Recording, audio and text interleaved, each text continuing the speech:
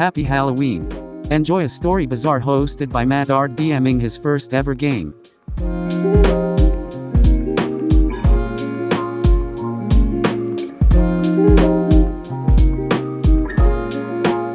Hello, and welcome to the Story Bazaar. I am your DM for the nights. I am your DM tonight, Matthew, and I am joined by my three good boys, Tyler, Kyle, and Jeremy. Oh, that sounded so Tyler, weird. Kyle, and Jeremy. Hello, Tyler, Kyle, and Jeremy. Hello. I know. Tyler and Kyle are too similar. I thought you were talking about Jeremy, Tyler, and Kyle. No, I think you need to split Tyler, up Jeremy, Tyler and Kyle. Yes. Tyler, Kyle. Jeremy. Tyler, Kyle sounds like me. a cool guy. Tyler, Jeremy, Kyle. Kyler me. Jeremy Renner. Kyler me Jenner. Kylie Jenner. Go ahead. Anyway, I'm our DM tonight. We're doing a one-shot. Everybody give a hand for Matt for his first time ever DMing. Yes, this is my first time ever DMing, and I'm going to fuck up so much today. So just hang in there. He's gonna fuck our shit right up is what he's saying. saying. I'm going to fuck your shit up right up. I dinged my thumb on my headset. Oh.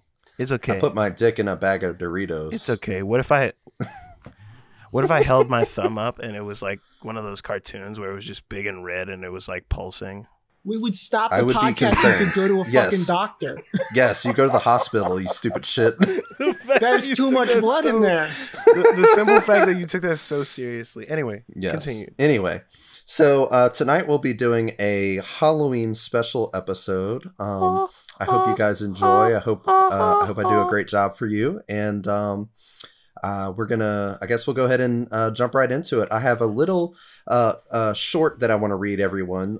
This is going to be a little bit more like thematic, so just kind of keep that in mind. So you need to take a sip of some crisp. You need to take a sip of the old water before you. Yeah, it's a little sip of the old water. That is such a great reference because that episode just came out, and for this episode, they will hear that right after listening to that episode. I love that so much. Like the first time we've ever made a callback in a timely manner. When I tell you, I don't care what you think. I listen to my podcast. When I tell you, I was crying, laughing in the middle of work, like literally about to fall over. I rewound that part so many times. Anyway, crying. Sorry, we're gonna do this real quick. No, you're good. There's one other part later on that made me laugh. Yes, I was crying laughing when Matt came into the jail cell and got into a screaming match with this guy. Like the other part. That was the other part that made me lose my mind.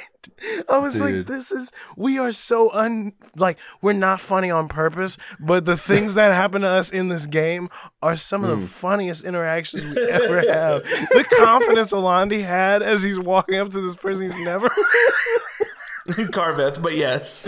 No. Yes. That part too. The other one. Yes.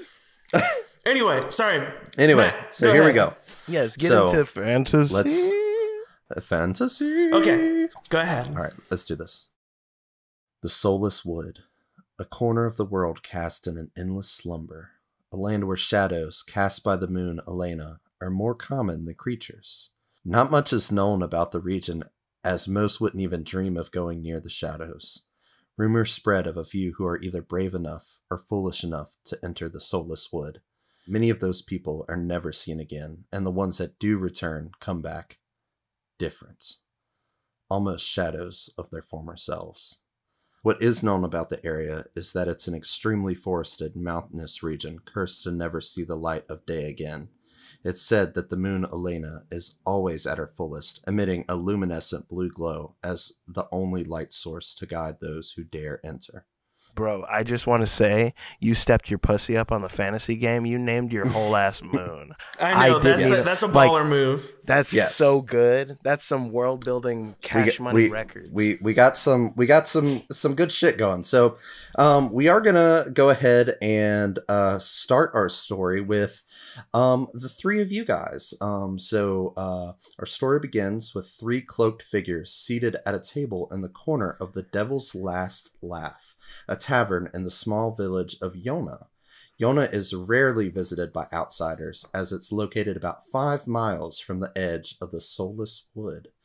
Many of the people who actually live in Yona are stragglers, individuals seeking shelter from the law, people seeking refuge from their past, or people who are led to help the world's most troubled souls.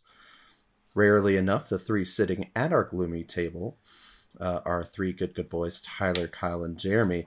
Let's see what they're up to. I don't think that's what our names are, actually. I'm pretty exactly. sure. He's kicking it to us. No. Yes, I understand. My the guy's name name is Tyler, Kyle, and Jeremy, like squished together as one word. My character's name is Tyler, Matt, and Jeremy. This is the Tyler, Kyle, Jeremy show. God. And your character's name is Jeremy. Like it's like Tony, except he's done it again. Tony, Chopper. I feel like Jeremy, Kyle, Anyway. Tyler could be a name. Anyway, I think Like, that is a name. Did you say? So- did you say what the weather was like outside? Frightful. it's I will say kill you. So you guys did travel in.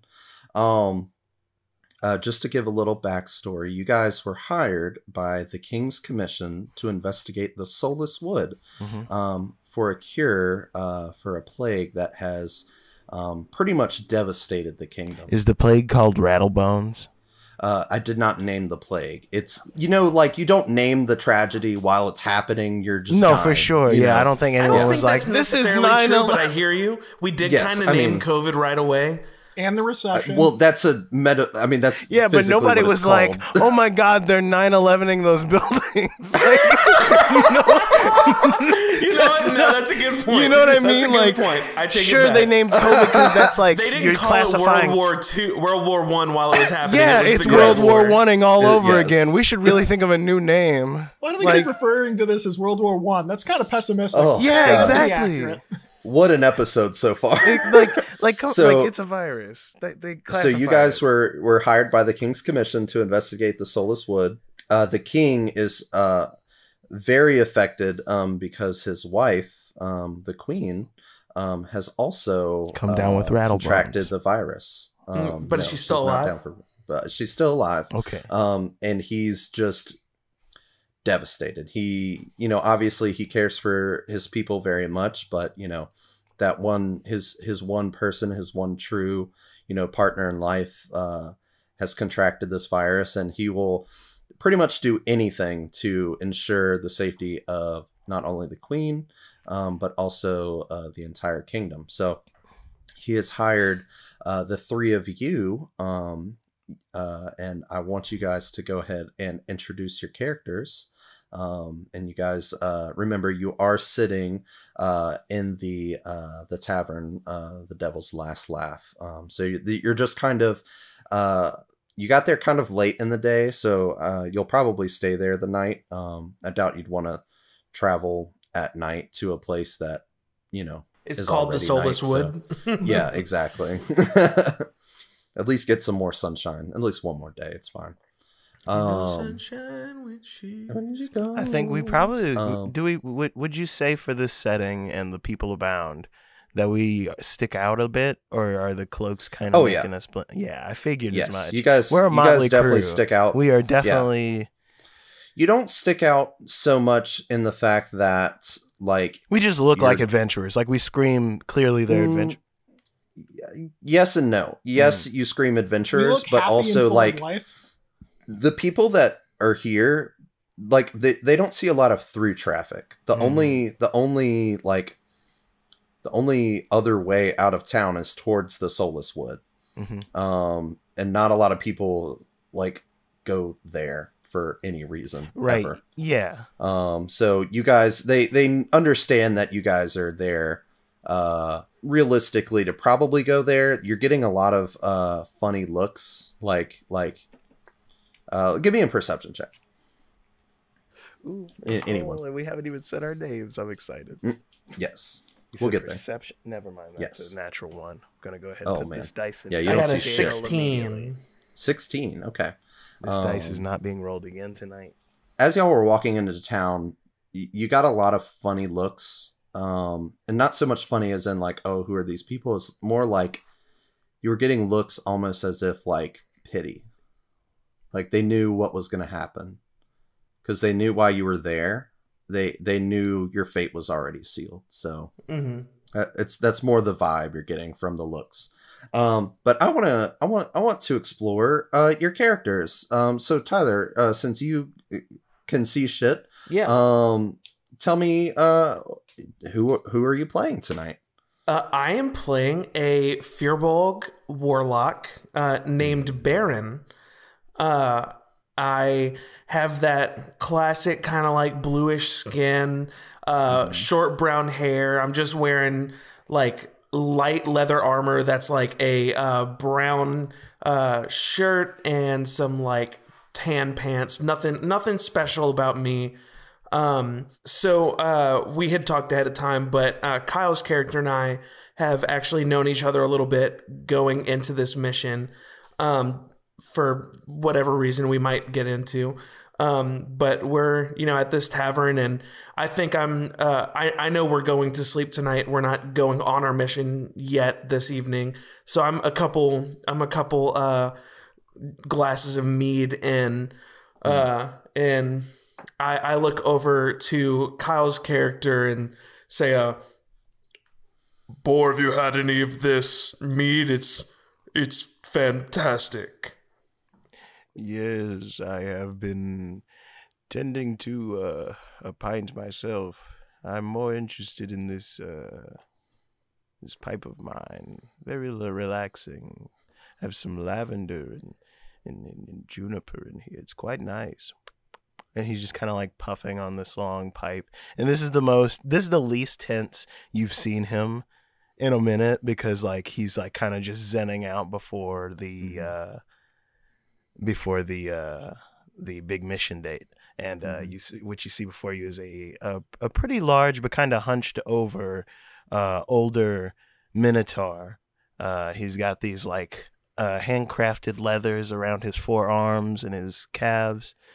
He's got like a tannish sort of like deep chestnut kind of fur, and these big horns with like sort of etchings, like they've seen battle, they've got some wear and tear, like they're not new, fresh, supple horns. These guys been around the block, and I think he's just got his bag of equipment like just at his feet, just at the ready, just instinctively, and he's just kind of like smiling as he looks around the room. He's like, not a rowdy place, but nice, peaceful.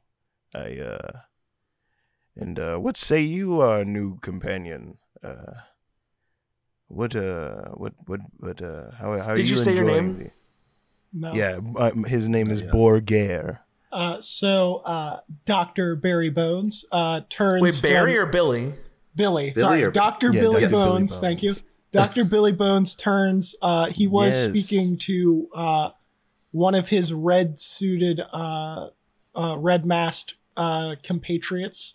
And he turns to you guys and goes, actually, while we were on the topic of not whatever you were talking about, I actually have a question. And he another one of his entourage that wears all blue with a blue mask approaches with 2 documents, and he hands them both to you. He goes, would you mind signing these consent forms? It's just in case you so happen to unfortunately pass while we're out and about. It's just a consent form stating that I can use your corpse to defend the living. It's really just you don't know me, my friend, but if I were to lose my life, I don't think you get how can I put this delicately? You will not have first dibs on the vessel that is my body. Well, if you die, I would be able to use your body to make sure the rest of the party does not die. No, what would happen is, first, my body would fall, as one does when they die, but then, no matter the area, whether it be indoors, outdoors, buried 6 feet deep, eventually there will be an eruption of great proportions, much snow and ice, and my corpse will rise once again, controlled by a evil, it hasn't done anything really. I mean, Oh, are you a warlock? Kill my entire clan, which I haven't forgiven it for. That's why I believe it to be evil. But it hasn't done anything or made me coerce me to do anything. Yes, I guess you could call me a warlock, but not by choice. Not by choice. Okay, so a contract has already been signed. I understand. I'm not. I wouldn't say that. Well, No. It wasn't. The body is spoken for. I am also a warlock, I will say. Yes. Is that true, or are you just saying that because he said that and you don't want to sign the form? No, I am a warlock. Yes. My pinky companion promise? and I. He holds out his black gloved pinky. I pinky promise. I do have a question. Jeremy, is Dr. Billy Bones, and I might just be reading into this, is Dr. Billy Bones Olimar from Pikman with his little green, blue, and yellow compatriots? Oh, no. And I didn't even think about that. No, it's blue and I red. didn't even put two and two together. That's a fun little catch. It's blue and red because he wears black, and then the assistants he has do medical stuff wears blue, and the two assistants that help him in combat wear red, and he just does that to both for his own sake and for others' sake, so they knew who to approach. So don't approach the red guys because they're if you need medical help, aggressive. they're gonna punch you in the neck. Did you say what? Did you say what? I mean, you could context clues, but did you say what your character is? I am a wizard necromancer with an undead entourage, basically. Yeah, I didn't want to draw attention to it, but there's no real good way to pepper you in don't your know class. because you've never can't tell. Yeah, that is one detail. He he is covered head to toe. He looks like a plague doctor. He does not have exposed skin. He will periodically change his gloves. Where basically one of the assistants will bring that I was thinking over as a joke, but now I think it might be and more if you, serious. the listener, listening at home would like to see an artist's rendering of our three characters, follow us on Instagram or Twitter at Wanderful Pod to see my drawings of our characters. The Great interactions help our plug. brains. Also, great throwback. What was Great that? ref. That fantasy fishing? Yeah. Fantasy fishing. Fantasy fishing. Yeah. Glub. God, I can't wait to run a fishing one shot. Can I just ask very quickly, both to our listeners and our fellow podcasters, how are you guys feeling about being 22 minutes into a recording and not having started the tavern scene? That is a great question. I was also thinking about it earlier, but I'll be able to cut a lot of what is already Are you guys feeling good? I'm feeling good. No, Yes. for sure. Yes, I'm However feeling much great. he cuts, it wasn't enough. Yeah, Matt, go ahead. Yes, please continue. So the tavern keeper walks over, and you just see this kind of burly gentleman of I'd say half orcish nature. And he just saunters over. Saunters? Ooh, saucy. Yeah, just Sounds sexy. What a swagger he does saunter has. over. So, how many rooms are you guys gonna be needing tonight? Oh, I'll be sleeping in my carriage, but thank you. Well, wagon, but still. Then I suppose just the one, unless you want Yeah, your own that's- separate room. Oh, you're gonna No, bunk bed? I'm fine to share. Okay. Feels a waste of money to Yes. Yeah. split us up. I wasn't gonna charge you. Oh, okay. I mean, I'm gonna charge you for the drinks, but for the stay, I mean, this will probably be your last night. Not ominous at all, alive friend. and Thank you very sleeping, much. So, Oh, speaking of, I believe earlier, I haven't drunken anything, obviously, because germs, but I was gonna say because you can't get through the mask, but yeah, whatever. no, it hasn't. Yes, I wondered that. Maybe a straw would come out the front. Yeah, the big nose is a big straw. Yes, Oh, like it a opens straw. in the Oh, like a hummingbird. Yes, Exactly. By chance, That's smart. were you able to procure? I asked earlier for pure alcohol. I use it for my purposes, and I try to resupply when I can. My purposes, my nefarious deeds. Oh, No, it's not like, evil. You mean like moonshine? Moonshine's fairly close. I thought the moon has a name. I mean, anything that would be like any semblance of, cleaning supplies would have been shipped off to the kingdom because, there's a plague yes, right now. no, that's been my issue basically everywhere I've gone. Supplies are running low, but listen, we make do. Hey, I haven't touched this stuff that much in quite a while because this it'll bring out something in everybody. But this is an old flask, and it's alcohol, so it's not like there's germs. I haven't drank out of this in literal years. It's not a lot, but it's a flask's worth of some of that good grain alcohol if you're trying to get crunk, beak man.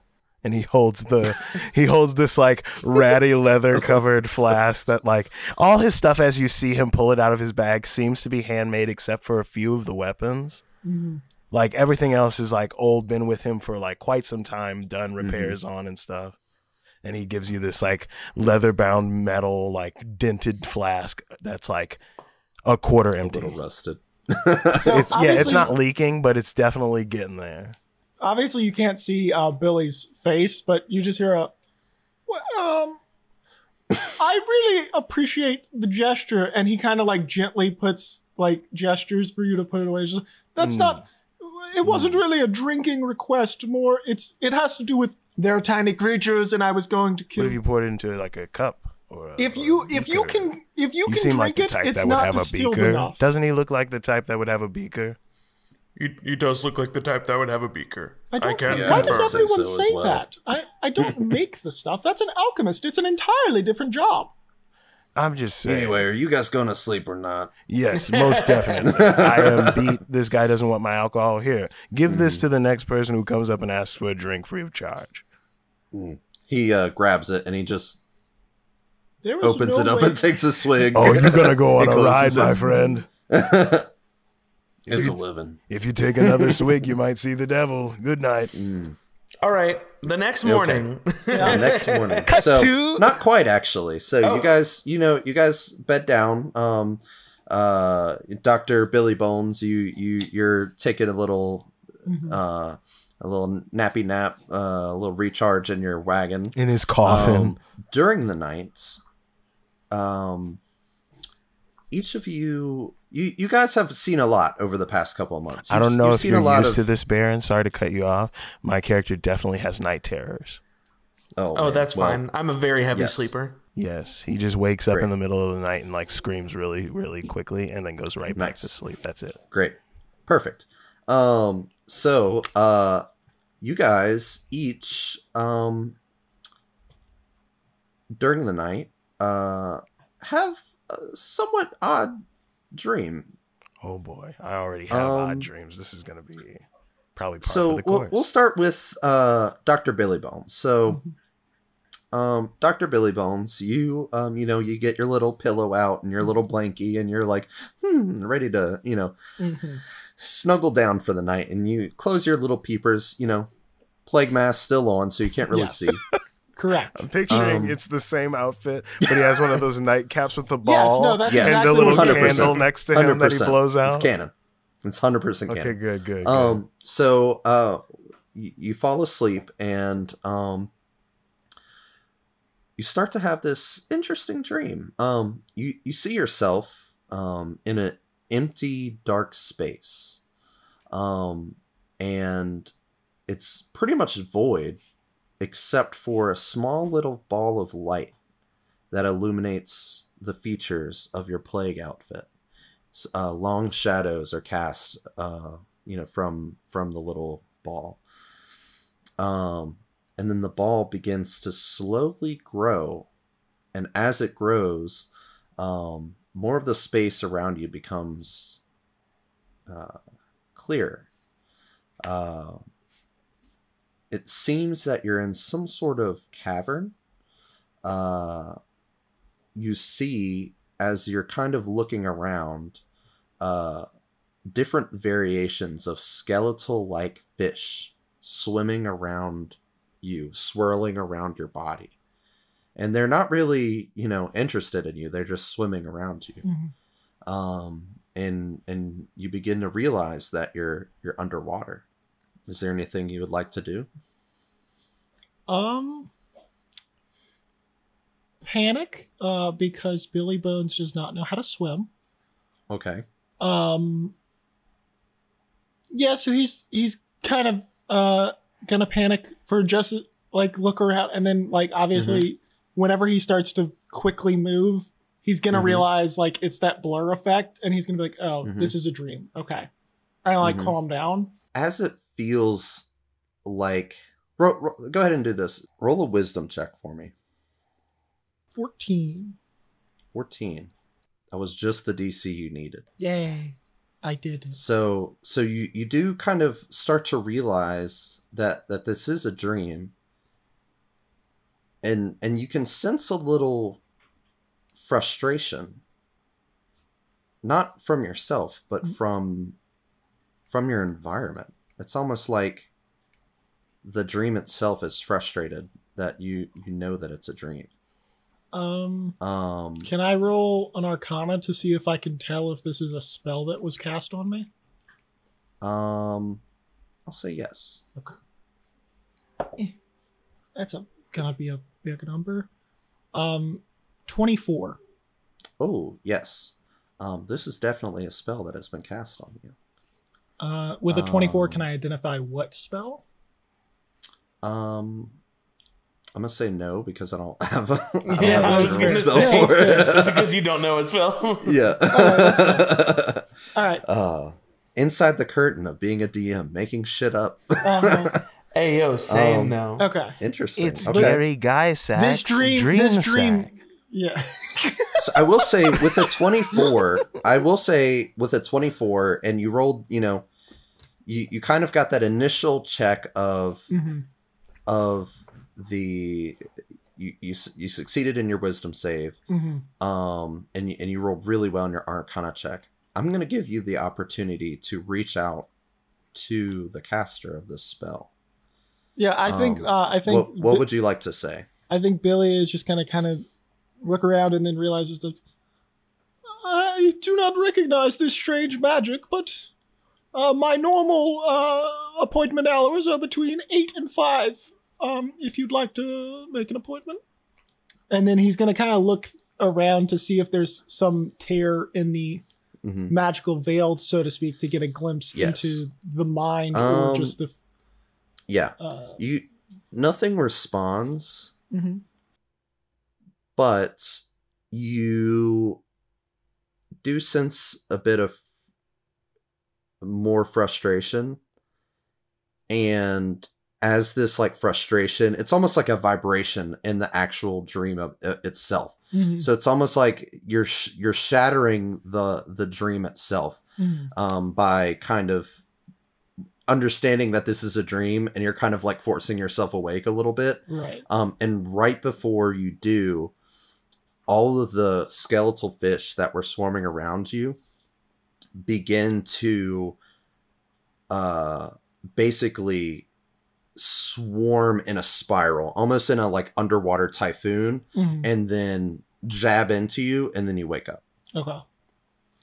When I woke up, did I wake up before or out? Like, do I wake up with a sensation of pain still in my mind, or did I wake up with just the fear of about to be stabbed? The second. Okay. Baron, your character, and you start to have this dream of an expansive meadow, and you're kind of slowly walking through this meadow. It's really grassy, a little hilly. The grass comes up about waist high, and you see on top of one of the hills, you see a large tree. What would you like to do? I'll walk up to the tree, I guess. Okay. You try to walk towards the tree, and the tree almost seems like it pushes itself farther away from you. I'll start running after it. It pushes faster. So the tree, the harder you work towards this destination, the farther away the destination becomes. Okay. You hear a subtle whisper from behind your ear. No, my child. Try moving backwards. and see where that takes you. I turn around to where my back is towards the tree, and then I start running backwards. Sure. Okay. Matt, you can't sound confused after he follows the directions you gave him. No. I feel like I knew what he was telling me to do, but this is what I wanted to do. Yes, it is his dream. It is his dream. It is. That took me off guard. You hear a little chuckle and your head explodes. Yes. You hear a little chuckle and it just says, well, I guess that's one way. Turn around. Okay, I do. So you turn around and you're next to the tree. You're on top of the hill. When you first saw the tree, it looked very beautiful. Like it was a huge tree, lots of green leaves. When you turn around, you see a gnarled, twisted tree. And in the middle of the tree, you see almost like a weird face, knotted inside of the tree. And you slowly begin to start hearing laughter echoing throughout the hills. Happy Halloween. And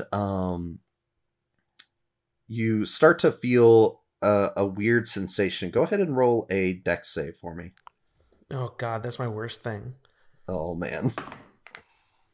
Oh, and I rolled a nat 1. Oh yeah. You fall over and start sliding across the ground and this really took you off guard. You're not really sure what's happening, but for our viewers or for our listeners, gravity has reversed. It has shifted over on itself.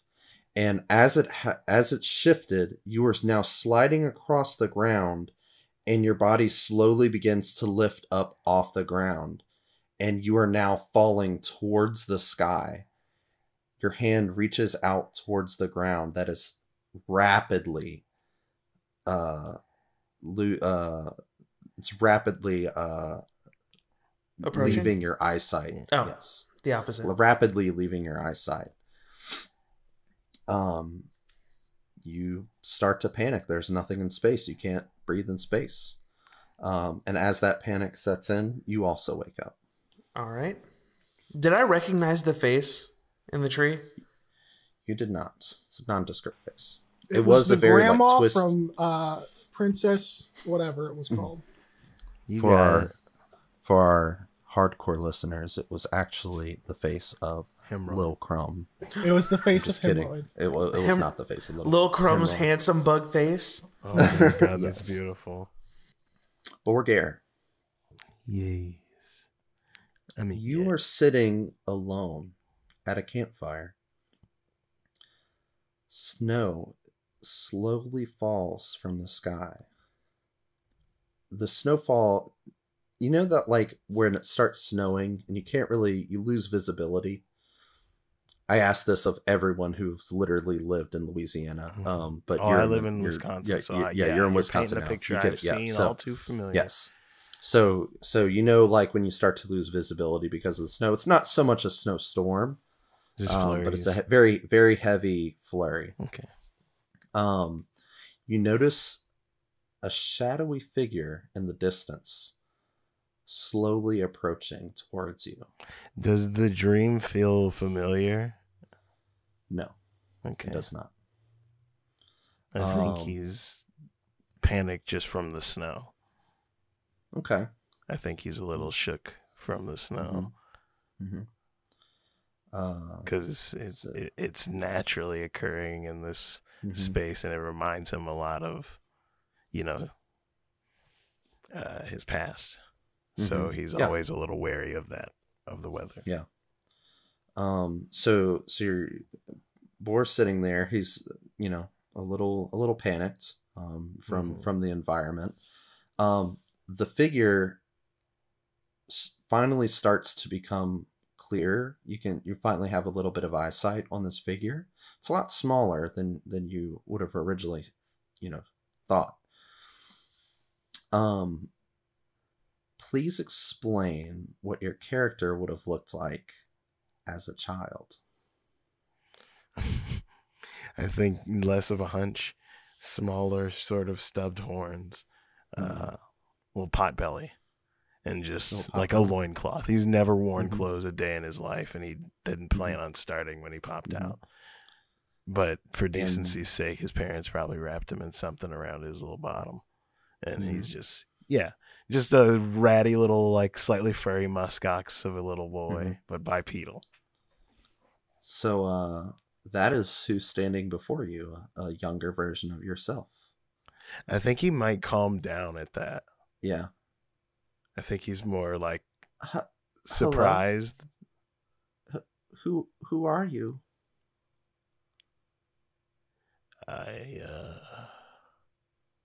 Do I get the feeling that it's me? Like, not just visually? You know it's you. Yeah. You know it's you. I believe I am you. But I'm me.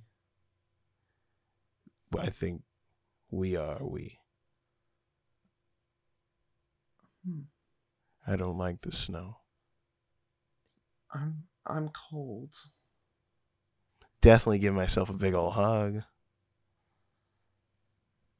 So you hunch down and you give smaller version of you a little bitty hug. He looks up at you. Where's father? Where's mother? I don't think he says anything. I think he just shakes his head. And he begins to cry slowly. Where are they? I want to go home. I want to go home. I want to go home. I want to go home. I want to go home. Do you look down at yourself? I think that sounds scary. I think he slams his eyes shut and he's also crying at this point. Yeah. It's very reminiscent of his. Yeah, it's very reminiscent of dreams he's had, but definitely a new scary dream. Yeah, it just repeats. Adding to the PTSD, loving it. Yeah. And then so it repeats for some time, and the pressure, the panic starts to increase, and it becomes faster. I want to go. I want to go home. I want to go home. And then finally you hear, I want to go home. Do you open your eyes? Yes. You look down at your younger self, and you look. The young child is looking back at you, but it's not your face. It's a pale blue, demon-like, almost like wraith of a face. Yeah, I was thinking the same thing. Smiling back at you. Centipede-ish, because I assume it's staring back at you, with big onyx eyes. And you hear, "Don't push me away," and you wake up. Yeah, I think that's night terror time. He just sits straight up in bed, and then immediately right back to sleep. Like, split second, sits up, screams, lays back down. So, you guys sleep through the night. Pretty rough for most of y'all, except for Dr. Billy Bones, who's just a smart old boy. He's good. He's seen some shit, you know. He wakes up and he's just kind of annoyed because he thinks a patient tried to get him to outside of office hours, so he's very aggravated about that. Yeah. I think Butt Crack of Dawn Boar has left like a small, neatly written note on Baron's bed and is like, whenever you wake up, there will be coffee. I will make it so. And he has been... What's so funny is coffee didn't exist until you just made it today. So you created coffee, my friend. So it wasn't in my lore, but I'm making it canon now. His people were nomads who traveled with coffee and brought it around the world. So there you go. Yep, you just... But they died out. But his whole tribe died out, so coffee is now scarce again. So you're welcome. Yes, it's from his own personal. I'm so glad I didn't have to tell you that. It's absolutely from his own personal stories. This is a rare commodity my people once made. It is lost to time now, and when you guys die, I might even like go into the soulless wood just for this to snag it off of your body. I tell you what, Jesus Christ, this is so good. He says, I tell you what, if this is to be true and we are to die, and he takes a handful of his coffee beans that aren't ground, doesn't tell him anything about making coffee or how it works. But he's like, these will not grow the plant. These are already cured. Figure out how to make this delicious beverage I've made. Thank you. I will cherish this with my life. This is all you get. Like, if I die, it's dead with me. Regardless of what happens with you guys, this guy becomes stupid fucking rich. Off of coffee beer. Dude, he made coffee beer. I think the smell of coffee honestly wakes me up, and I come out of our room. That's my one from my home to country drink some thing. coffee, and I walk out. Yeah, well, I think that because our characters have known each other for a bit, I've already had coffee, and the second I smell it, I'm like, oh shit, here we go. He has like a really dope ornate set from his family and shit, and he's just setting up little coffee cups. They're just, I say ornate, it's just like number one best mom, number one best dad, number one best son, number one best daughter. It's really fucking sad. It's really fucking sad. But they're like clearly handmade. And like he's just sets these cups out for you guys, and he's just pouring you guys cups. Because they all died. I didn't want to say it, but you said it. I'm just trying to leave. I'm leaving things up to our listeners. I think they're smart. Dr. Billy Bones walks in, and he sees everybody drinking coffee, and he's just, well, I guess everyone starts their mornings differently. And a nurse comes over with a line of white powder, and he lifts up his mask, not in a way you guys can see. Like, he turns and goes, and then he goes back. And then, like, he just turns and is like, oh, bone dust in the morning gets my bones. Bone dust, is that just crushed up Viagra? Not canon, not canon. No, it's just some crushed up dead dude's bone that he turned to a dust. Hey, that's how you avoid erectile dysfunction. Just casting cool spells all day. Yeah. Yes. Just keeping the fantasy fiction what references What going. a good time. All right, breakfast had, coffee made. Yes, breakfast had, coffee had. Yeah. So before we go, guys, you said that we had 2 potions, correct? I just wanted to make sure. Yeah, each of you have 2 greater potions. Oh yeah, of I forgot healing. about that. That's all I need to know. Continue with your story, good table master. DM. Yes, it's me, your TM. You can only use me once. All right, so your troop heads off towards the forest. Unless there was anything else you guys needed to do. I need to know, would Billy's wagon be able to go into the forest or no? You know, would you have asked around? Presumably I could physically it's pretty see far the off. forest. Because you guys are about 5 miles from it. Okay. Well, then, whenever we get to it, that's when he'll. Okay. Either way, he's bringing the wagon with him. At least guys, to the forest. is there like, are you like driving and like all of y'all are like? Yeah, I'm driving, and then most of my entourage, like, he's not going quickly. And just to paint a picture, it's a wagon that's like clearly like a business wagon where like it's packed mostly, and like it's clearly got stuff where like he sets up something whenever he like gets to a place.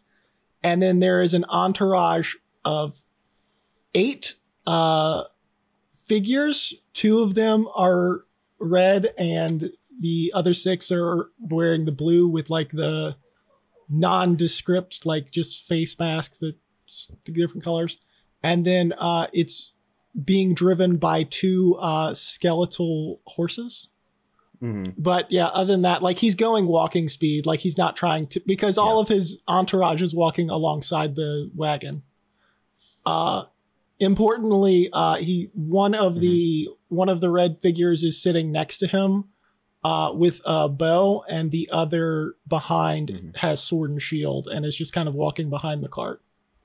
And then the rest of the blue robed guys are just kind of 3-on-3 Just a whole each side, just troop, walking, man. not like You got a whole army. Yeah. Maybe. Yeah. And to be clear, very little of this is like homebrew. The horses are the only thing that's homebrew. I discovered fucking necromancers can just you can't have an friends, entourage. you just raise them back from the dead. Yeah. Just the knot I have just in my make 'em. stomach for when a combat happens. If he's involved, I'm just gonna sit out of the combat. No, I already just, You've got it. You've got it. So your troop heads fine. off towards the forest. You're kind of getting a lot of those same stares that you got when you entered the town. You do reach the outskirts of the small little village, and you can see. So you can't see details of the forest, but you can see the tree line, and it just goes from horizon all the way across. Yeah. So there's just forest as far as you can see. Well, all right, boys. I think there's a labyrinth in there's here. no time to dilly I dally. remember correctly. That would have been great, except for the fact that fuck labyrinths. Yeah, And no, fuck labyrinths absolutely. inside of labyrinths. No, exactly. Yeah. Are there any gelatinous cube mazes? Detest mazes. As a minotaur, it's a stereotype to assume that I would be at the center of one. that would Am be I in fucked the up. center of a maze right now? No. Some would say life is a maze. Life is not a maze. Aren't we Who all? is that? Is Matt? Did Matthew Ard just dip his head through a portal? Yeah. Hey guys. No, but please, yes. I think that's a staunch. We're breaking all stance the dimensions. I think that is a staunch stance that bore. The So quest has still not started. I'm going to yes, cry. I know, I'm let's- trying to let's fucking- go. Let's go. So you guys estimate it's gonna take probably an hour to reach the forest. This will be the first D&D And as- game where in combat, in-world time is longer Bro, than out. you- I'm gonna Yes. vomit. Yes. You should. The more you talk, I'm not helping. I know. Yes. You're not helping. So you guys are traveling along. I would assume that you guys would have discussed the dreams, maybe. Would any of y'all have brought that up at all, or Billy I don't Billy want wouldn't. to. No, yeah? I don't think Boar it was is not- particularly any Your weirder normal than nightmares? Yeah, Okay. War is most enough. definitely not about to be like every 5 minutes. So my backstory. This is my backstory. Yes. So, you're not Zuko. It's fine. No. So I need you guys, as you're traveling along, I need you to go ahead and roll some perception checks for me. That oh is god. perception, he says. Mm-hmm. Yeah, I was just about to 9. say that's a fat old 9 for me as well. 9. And Dr. Billy Bones? 11. 11. It's quiet. Yeah, it's quiet. We don't see it. You do notice that it's kind of gets quieter the closer to the forest you get, but that's about it. So you guys finally arrive to the Soulless Woods. Very massive, thick trees stretch out as far as you can see in either direction. The path leads to a small little entrance. So, Jeremy, for Dr. Billy Bones, I don't believe his cart would be able, his wagon would be able to make it through. Much of the entrance is covered almost, not really covered, but you could tell this entrance hasn't been used in a hot minute. There's vines all over it, moss. So you're probably going to have to cut your way through. So, oddly enough, though, even though it's, pretty bright outside, you can't see inside the forest. It's pitch black. Oh. Our vision is just Yeah, you can't see completely in cut there. off. It's Hang on just 1 second. dark. I might have to beg to differ. You do have dark vision. You can't see through it. What if I can Yes, see up through to magical half dark a vision? You can't see through it. It's fine. Are both of you boys warlocks? That's fucking hilarious. Okay. Yep. Yeah. I have devil's sight. So- I can see through all darkness. As we come across this, I also have devil's sight. So crazy. We both have a cool devil eyes. That's Billy funny. don't see shit. I think Billy just sees both of us kind of squint, and then our eyes just catch fire. And they're like, nope, can't see shit. I do have an ointment for that. No, it's not a. It's a. No, there's no We shame do a in it. secret warlock handshake that we don't share with Billy. Listen, it's not what people say. You can get it from more than just having poop in your eye. That's a myth. I think with that, Boar just sighs and you said there's like a small entrance, right? Can his wide body ass fit through this fucking... Oh, yeah, you can fit through. I just don't think great. a whole wagon can fit through. So he's not as wide as the wagon. Great. So that's a big ass wagon. I walk through as well. Y'all cut through the little vines and... Yeah, I'll take out one of my hand axes and start cutting through since I was the first to step forward. Okay. Billy has to organize his troop. Footwork formation, boys. Don't worry, Billy. We will be clearing the way for you and your 11 guys that you know and who are very rude and won't talk to any of us. Oh, they're zombies. Did I not tell you that? They're all not... Whoa. They're dead. That's so...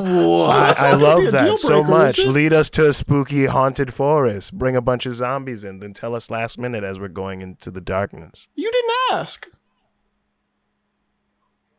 Fair. You know, I did not. he's right. You didn't ask. Whatever. That I'm is going on- to take that's out my on us. frustrations and All right. That is on us. internal feelings on these vines. And he just starts swinging away, cutting back through the vines. Just to make sure that it doesn't seem like I'm like retconning stuff later. The six blue robed figures who don't really do combat stuff, they basically undo the skeletal horses and then they put saddlebags and load up medical supplies, and they're basically just like saddle horses he just carries like a lot of like healing supplies and stuff because he is a doctor primarily. And so like they are then like walking with the horses, and then the two red boys are going to be by Billy, and then however many it takes, probably just two of the blue robe guys are gonna pull out daggers and use those to kind of clear a path for the rest of the entourage. And he is indifferent to whether or not they're doing that with my two new compatriots who refuse to sign the contract. He doesn't care if they're following his entourage or if they're in front of his entourage. He's just kind of moving with them. So that's entirely up to them on which side of the entourage they are. I just kept cutting my way through. He's setting Also, up so much.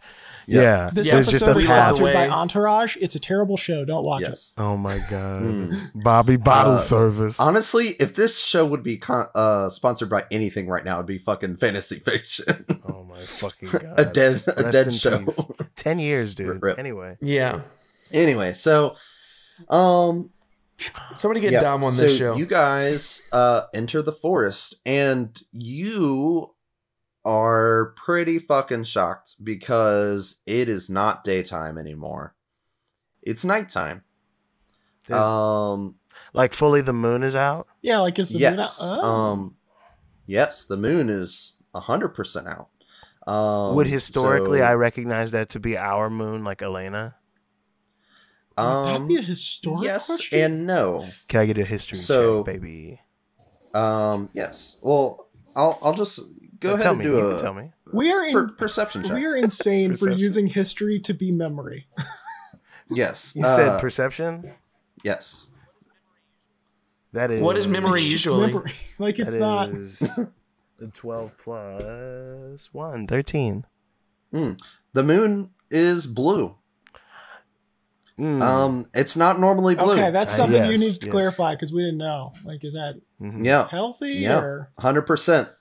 So you walk in. the moon's gone sour, boys? You see the moon, Elena, through the branches of these massive ancient trees that are extended high above you. There doesn't appear to be a specific path, but most of the forest floor is clear, which is odd because just behind you, and you look, the entrance is gone, first of all. whenever you were approaching, there was only this entrance. You couldn't get through like any of it. Like it was just brush. You look behind you, it's all the same thing now. It's all giant, massive trees with huge roots that are growing kind of above ground and then into the ground. And that's just everywhere. It's a clear forest floor, but massive trees everywhere, and that's it. All right. What would you guys like to do? I have a question What exactly is it now that we are here? That we are looking for the source of this ick that's been going around the plague, yes? Yeah, so I realize I definitely should have asked this before we entered the forest that no one has ever returned from, but it has just occurred to me, how did the king know that the cause and the cure to the plague was inside the forest that no one has come out of? It just occurred to me. Maybe I don't understand how... He didn't. Exactly my thoughts. I think this man was making assumptions, and quite honestly, I have what one would call a death wish. So I'm down to do anything that'll put my balls to the wall, as it were, in terms of fighting evil and thwarting. Yes, balls to the trees. Thwarting anything that would cause harm to innocent people. So. Yes, this is of no concern to me either. Yeah, we're here. Let's get on down with it. for the coin, which you can have all of that as long as you get me to that hidden wizard city that I heard about. I'm more interested in the disease itself. Us breathing it in, us touching things in here that could be diseased. Oh yes, I'm definitely breathing it in. This mask isn't doing anything. No, I'm not saying that. Can I roll a perception check just to see if there's anything out of place in our vicinity? I mean, germs, man. That's Dr. Billy. I still have yet to see any paperwork, but still. If you would like it, pulls out. No. He's got a medical degree. It's in a. Why did I know you would have that? It's plaqued and on his person. Mm-hmm. Yes, no, of course. 12 or 21? If it makes you feel any better. 21. I could cast a ritual spell while we're just here at the entrance and detect disease and poison. Oh, that'd be lovely. I can't do that. I wish I could. I mean, it's worth a shot. I mean, I think we're definitely going to get a ping if this is where it is to be believed that it originates. But if it's a big enough ping, maybe. Yeah, if you locate the disease, I can identify it. Probably. Yes. Okay, then. I guess. As we sit here, Matt, if it's okay with you, yes, I'd like to do a ritual spell. Yes, absolutely. And while you're doing that, Baron, so you said you rolled a 21 on perception. There's not really much to see other than what y'all already saw. It's not really much here. Like, you do think you could see a small light in the distance, but it's pretty far off. I will say. My compatriots, I don't see shit. There does seem to potentially be some sort of light or something off there in the distance. Unless you have a better idea, I say that we could continue on toward this. I could cast something and see if I get a hot disease ping. Since we know that we're looking for a specific plague, it doesn't have a name that we have yet to know, but we know. I'd assume just canonically there's a name that the king told us about, whatever. Mm-hmm. And I could see if there's a source in these woods. If he does say it indeed originates here, if there's a cure within these woods, maybe there's another one like our doctor friend here working on something good or bad. I'm sensing a little prejudice there.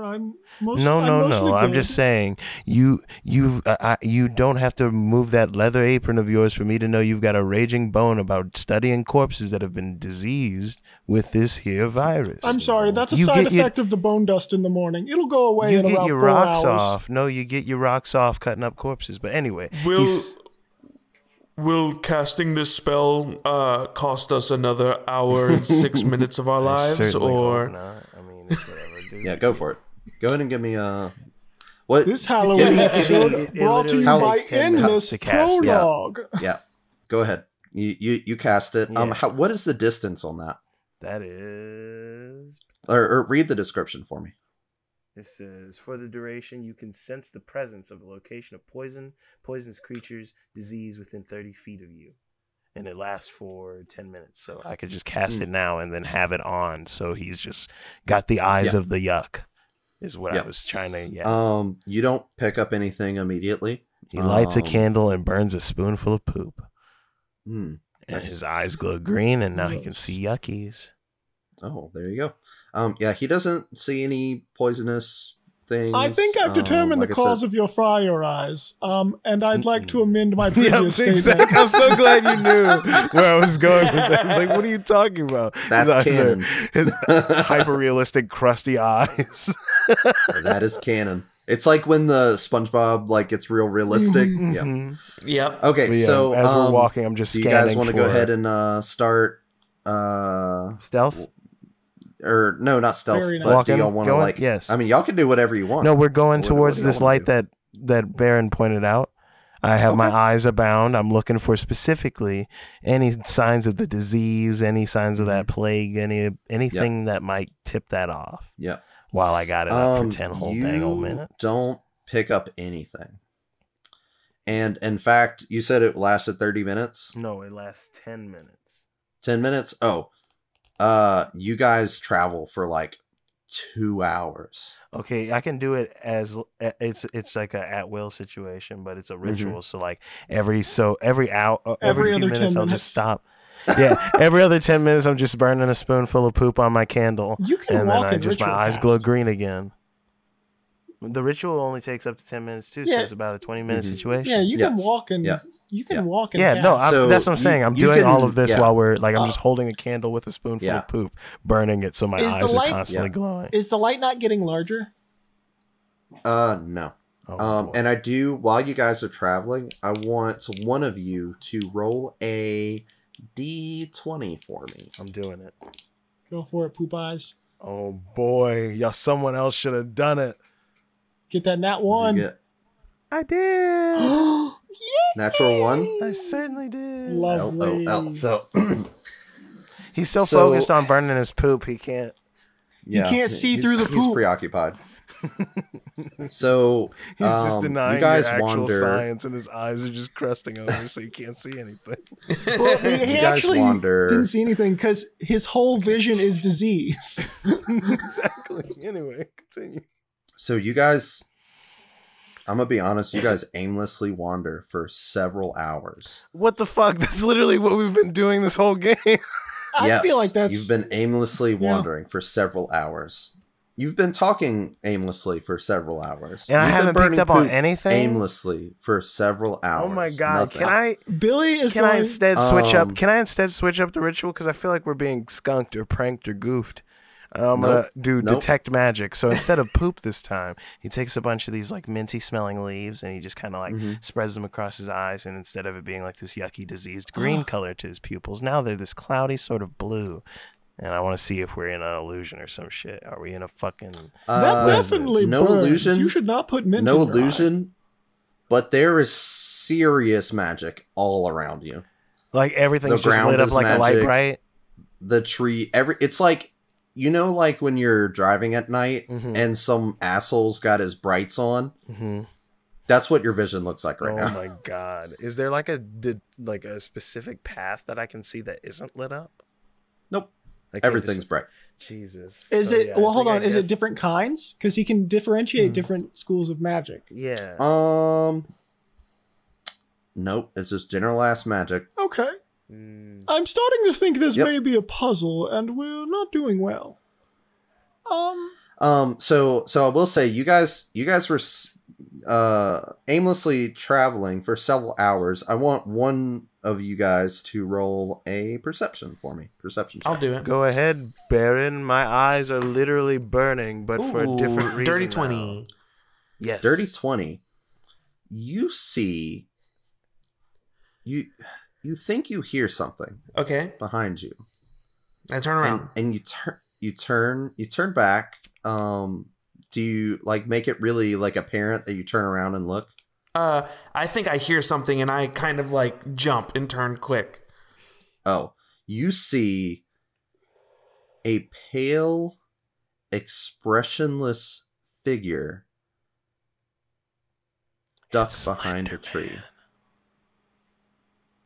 All right. And then it slowly, and it's basically got like these big, like white eyes. Its mouth is just like stuck open. You see a claw tap on, it's not really so much a claw, more of like an arm spike. You see an arm spike tap. Does my special eyes ping when I look at this yuck, or do I not see that? I feel like you would. You haven't. You haven't looked yet, unless you. It looks over, slowly starts to smile, and starts sprinting for your group. I need you guys to roll initiative for me. Boy. I get advantage on initiative. I got a 16. Bro, all my dice are getting ready to go to dice fucking jail. I'm not sure how I feel about this. I got a natural 20. Suck an egg out of your own mom. It kind of feels... So natural 20 for how much? Natural 20, and then it's just going to be the 20. But then I need to roll for my zoms. Borgare, what'd you get? I got a 8. 8's not good. I also feel stupid. I'm just going to say it for our listeners who are screaming at us. I feel like I should have attempted walking backwards like in my dream, but we're going to get back to that. Yeah, no one else. I thought I was thinking that, but I didn't have the Didn't dream. even cross my mind. I didn't. Yeah, I didn't think about it because I'm supposed to. We'll get back to that. Also, I drew Kyle's crusty eyes. Oh no! So yes, that's the diseased eyes. If you would like to see Kyle's crusty eyes, please follow. Please don't. Just don't see it. Yes. Anyway. Okay. What you guys see, actually, what you hear first is this creature screeching at you. Shit, that's spooky as fuck. It's a pale feature, like very like skin tight, like bony. Does it look like the pale guy from Pan's Labyrinth? But maybe, instead of I eye don't know. hands, it's hook hands. It's got 5 arms. Oh. Each of them are spikes.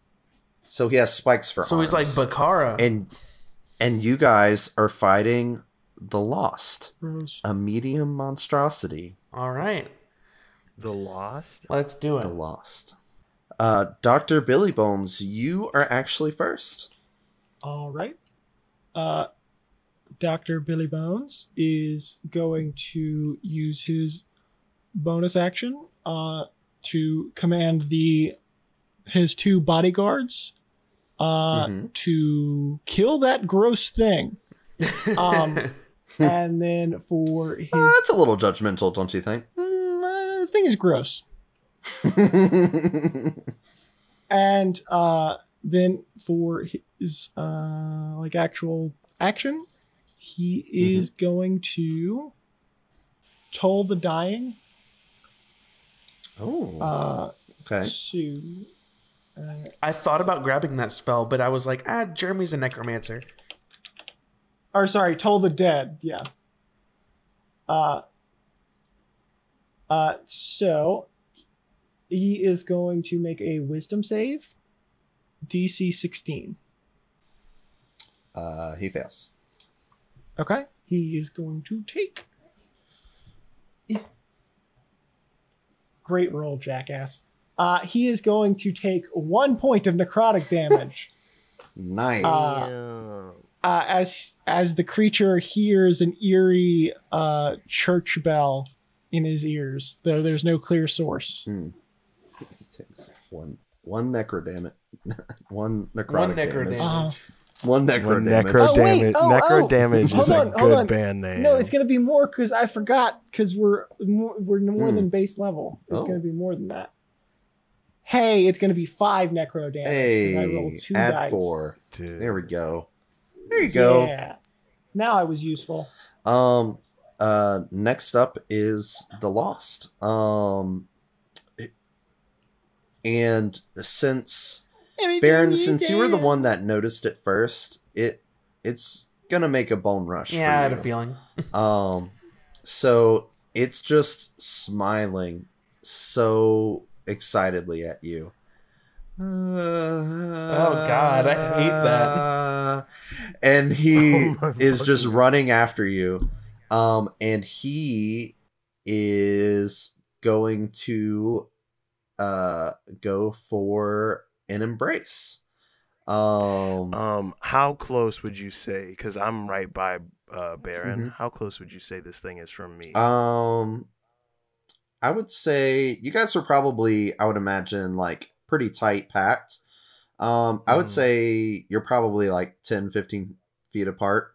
Oh, that's beautiful that we're 10 feet, because I get an opportunity attack now that he's in range. Oh. And as I see him about to like embrace my boy, I from my back flick my golden, which is like a stark color in the contrast of all this darkness, halberd out from my back and smash the hilt of it into the bridge of where its nose would be, but you did not describe a nose, so I assume it has it's just no flesh.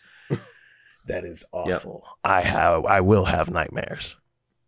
Yeah, I smashed the hilt of my polearm as an opportunity attack on him, and that is going to be... roll for attack. That definitely hits. It's a 15 plus 8. Oh, yes, that hits. Roll for damage. Okay, so that is, I believe, it's a D... Is this a barbarian thing where you get to attack when they enter into your range?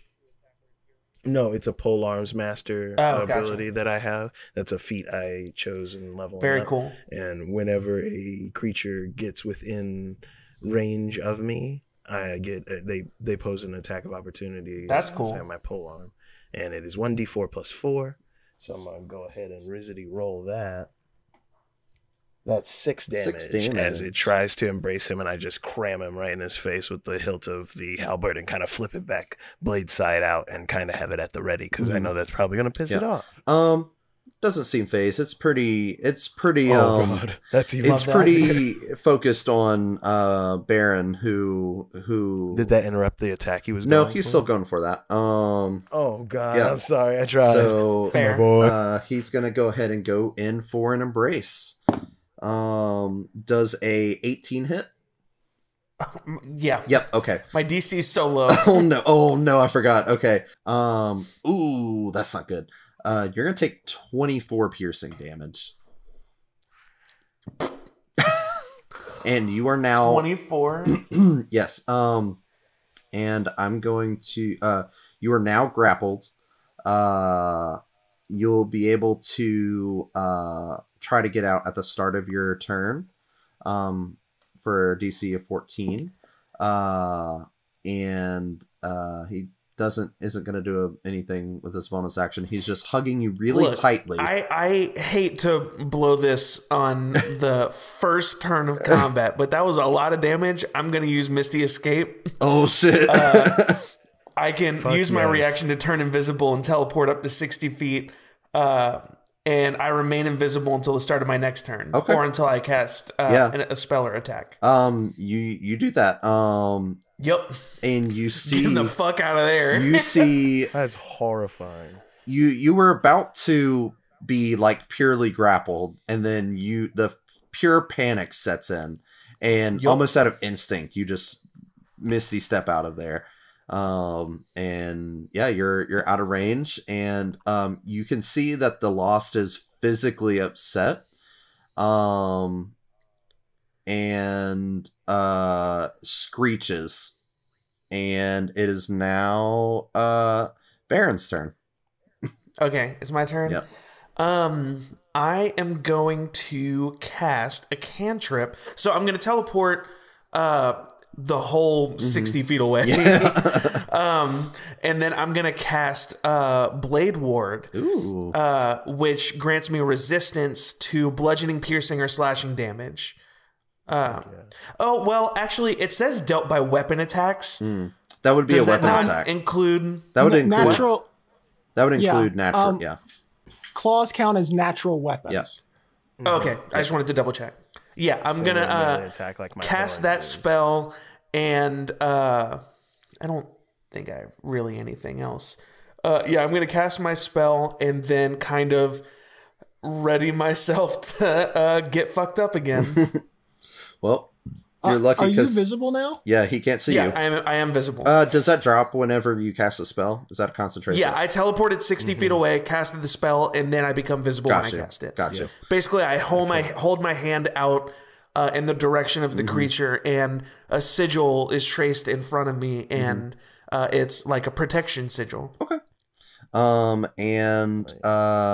That brings up the first of Dr. Billy Bones' companions, the one with the studded leather armor.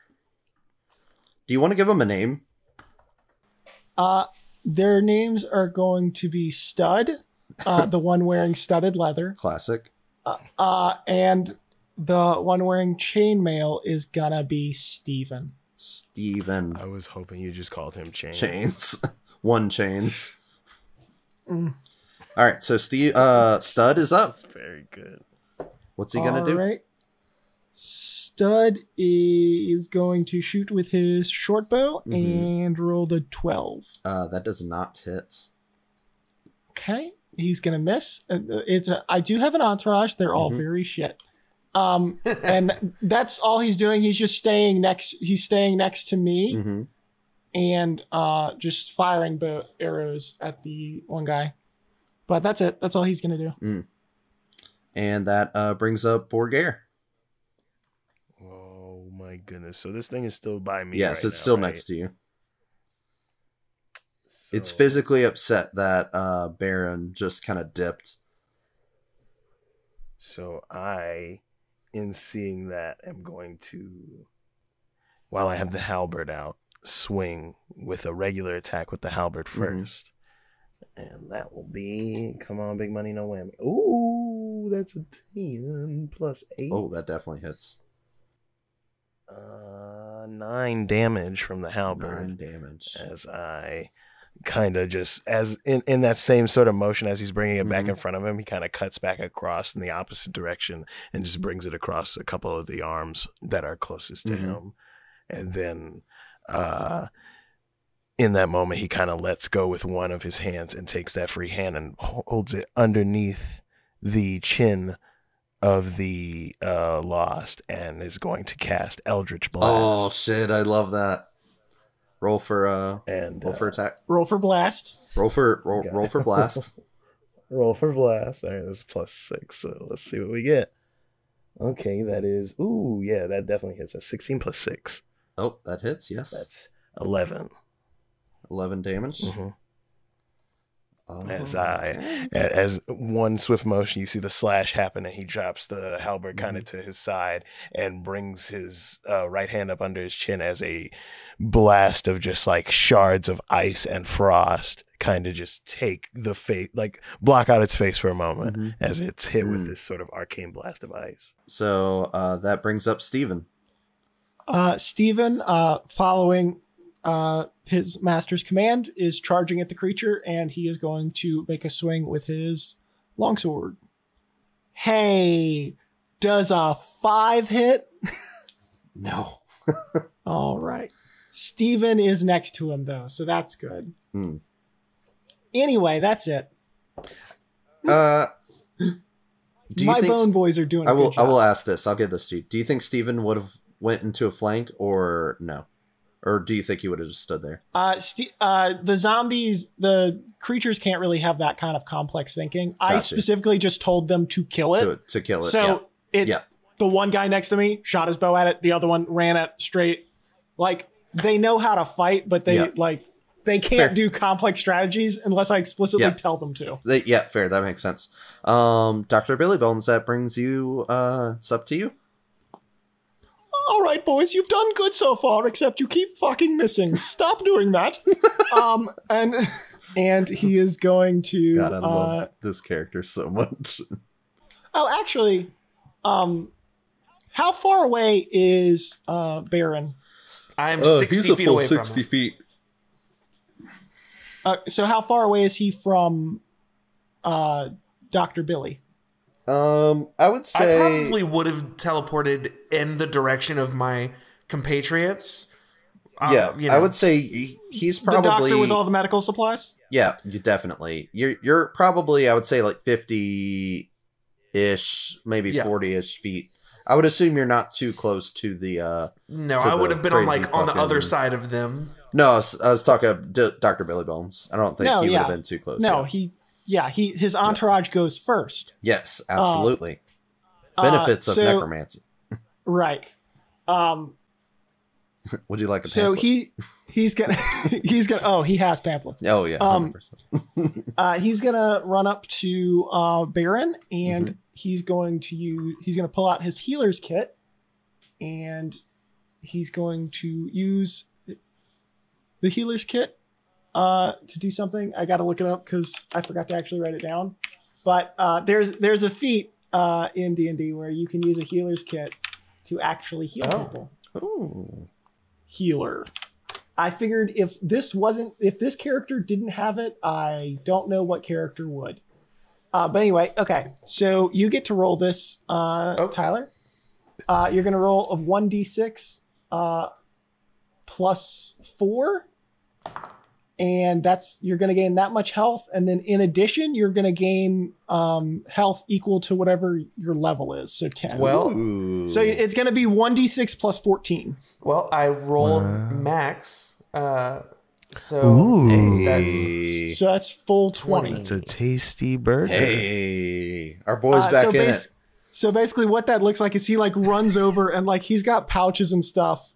And like he just pulls it out and just starts wrapping up your wounds and like putting alcohol. I just picture Looney Tunes like clouds with the stars and swirls. Looney Tunes too. I'm not gonna lie. I went straight to Call of Duty like med pack. Oh my god! It's just a guy's arms pouring some mystery liquid on them and then Band-Aid. Dr. Billy Bones just slides down. I jab adrenaline directly into your heart, and I'm like, get back in the fight. Get back in the fight. I saw this in a movie starring that one bald guy. Which one? No, I'm just so does that mean it's the guy's turn again? Yes, it is. So he is upset at Borgare. You took a couple of good chunks out of him, and he's just gonna look at you with like an emotionless expression and just go,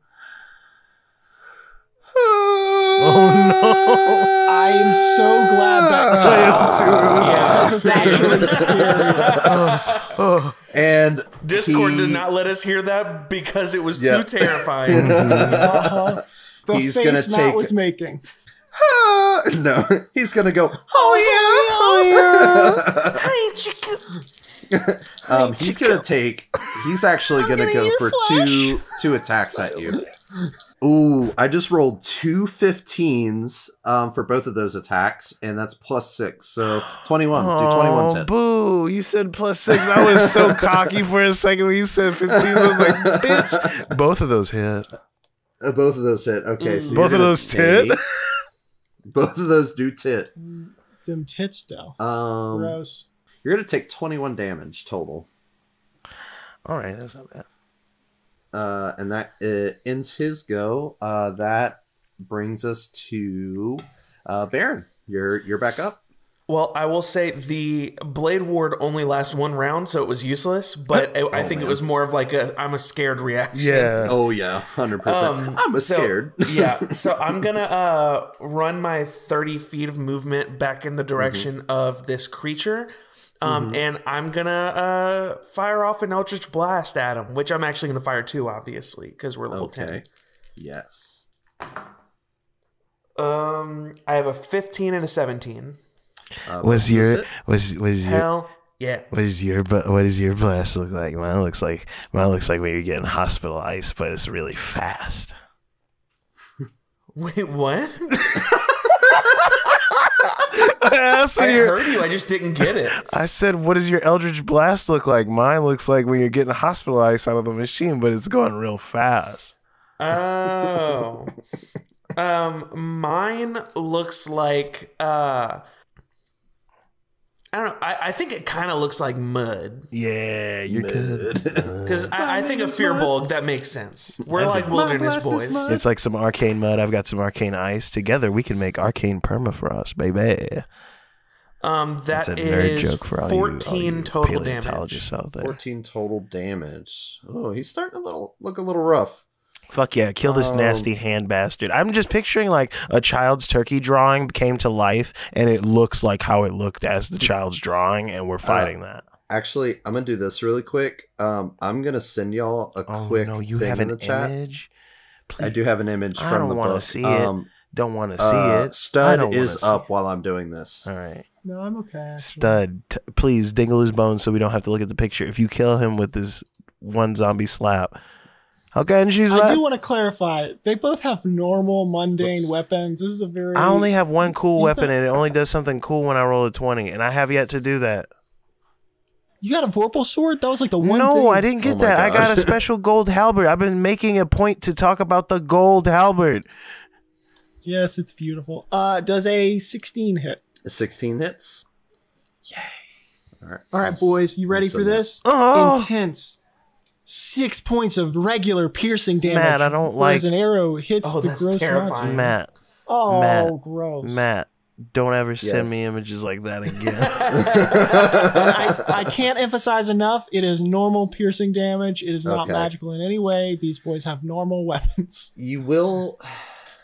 They're doctor bodyguards. They're not well equipped for the supernatural. That's not really... Yeah. They're sea walking towards him and stabbing him with their knives. Real yuck out of 10. That brings us up to Borgare. Oh shit! I didn't expect it to get to my turn this quickly. Yes. Yeah, I think he's just gonna hit it 2 times with the old halberd. The halberd. He doesn't like to use magic, but he seemed like desperate time. Is that a 20? No, God, that scared me for a second there. That's an 18 though. 18 hits. And then the second one, I'm just going to roll a 2, and that's a 19. So that one also hits. That also hits. All right. So that's going to be a 1d10 plus 4. I will say, so yes, you guys do start to notice that the slashing and piercing doesn't seem to be doing as much damage as you thought. Oh, well, shucks a rooski. That's in total. The first one is 11, and the second one is a 10. Okay. Yeah, immediately after I hit a creature with a melee attack, I can use this as a bonus action. So yeah, I'm going to... He slashes forward with the halberd, then he comes back around again with that same classic X pattern across the thing's sort of chest this time around. And as it's kind of staring down at him now that he's got its attention, he just rears back and just crams him in his face with his horns. Oh, damn. Yes. Roll for attack. All right. Roll for ram damage. And that is... roll for horny. Oh, that one might not hit, though. Weird. I rolled 100. No, it's a 9 plus 8 is a... Wow. 17. That hits. Big number. So yeah, that's hits. 1d6. Is that bludgeoning? Yeah, it's 1d6 plus 4. So that is... oh, that's 5. I got a 1. 5. So yeah, he just slash, and then cram. But when he does that, Hammering Horns knocks him back 5 feet. As long as he's not as long as he's not more than 1 size larger than me. No, he's medium. He makes a strength saving throw, so he has to beat my strength. He rolled a 17, or he got a 17. A 15 plus 8. Jeez. My strength is 19. If you're wondering why I keep getting all these big numbers. Oh shit! This strong Minotaur boy. Yeah. And, so yeah, he's pushed 5 feet. I'm gonna say, is Billy Bones up next, right? Or no, his zombie. I'm gonna knock it into. Steven. I'm knocking it in towards Steven's direction with the horns, since Steven's up next, to kind of give him a little. Yeah, that'll give Steven advantage. Boom, boom. Yeah. Good looking out. Alley-oop. Yeah, and that's the end of that turn. All right, here comes the alley-oop. Hey, damn. I got a 19 plus 3, 22. Hey, that hits. Man, y'all been hitting like every single... I think the only ones that have missed so far are the two... I just can't believe that I didn't miss with a 9. I was so worried. All right. 4 slashing damage. Way to set me up. Normal standard weapon, not going to do a lot of damage. Fine, he's though. just the guy with a sword. He's just the guy with a sword. His name is Steven. He does not bring a lot to the table. That brings us back at to the table. Dr. Billy Bones. Dr. Billy Bones. How bad off are my two compatriots who have been hurt? Well, you just healed one of them. Yeah, I think you see. Right. Like, well, does he still look rough, or does he look like he's basically okay? Okay. Yeah, I think you see. How bad I was are hit you? for like 26, and you healed me 20. Yeah, I got hit for 21. I think he looks a little rough, but he doesn't look like he's not like still raring to go. Yeah. Like he's fine right now. Okay. Like I could deal with healing it later, but like for right now, I'm good. Right. Okay. Then in that case, he's just gonna do Toll the Dead again. Except now that the creature is damaged, it does more damage. So again, wisdom saving throw. Okay. Wisdom save. Ooh, dang. 17. That does it. Damn it. All right. So it hears the bell this time, but it's able to resist. Yeah, his moaning is too loud. Same. God damn. That brings us back to our The Lost. Finna act up. Our boy. I do think that Lost in those eyes. when a Borgare ran to him, I don't think he really got turned around. So I think Borgare's still. Yeah, no, it's looking at me. I his just target. knocked him back towards Steven. Totally. But he did get attacked by he's, Steven. He's just going to walk. I mean, not walk, but he's gonna kind of saunter back up to you sexily. That's gonna give Steven an attack of opportunity. So I was just about to say it also gives me an attack of opportunity as well. Yeah, go for it. But Steven goes first. Simultaneously. Yeah, let's do it. 16? That is That hits. I don't think that hits. That's a 7 plus 8. That's a 15. 15. That just hits. Oh, 15 just hits? Oh, fuck yes. Yep. Yeah. 7 slashing damage. Wait, no, sorry. 6 slashing damage. Oh, I dropped my D4. I'm sorry. So it's going to be 3 slashing damage. Yes. That is 3 plus 4. That's 7. 7 bludgeoning damage. 6 plus 7 is how much? 12, 13. Okay, yeah, he's getting there. He's getting pretty rough. But he's still coming for me. He's coming for you, and he's gonna go in for an embrace again. Oh boy. But on you. Is this a strength save or something that I have to do? No. That might not have done it. Does a 13 hit? It doesn't. I have a 16 armor. Oh, okay. Wow, 16. Yeah, that misses. So he's gonna go in for a clawed hug, and you kind of duck out. Although you're a Minotaur, so maybe you're not that nimble, but you just kind of like. I mean, have you seen him with that halberd? He's been kind of dipping and ducking and diving. He's a seasoned warrior. I think it wouldn't be that out of the ordinary for him to kind of lean back a little, like whoa, bob and weave. He's just gonna chill there. That brings us to Baron. I think he sort of does that thing an ox does in real life, and he flares, and the steam's like out of his little nosy.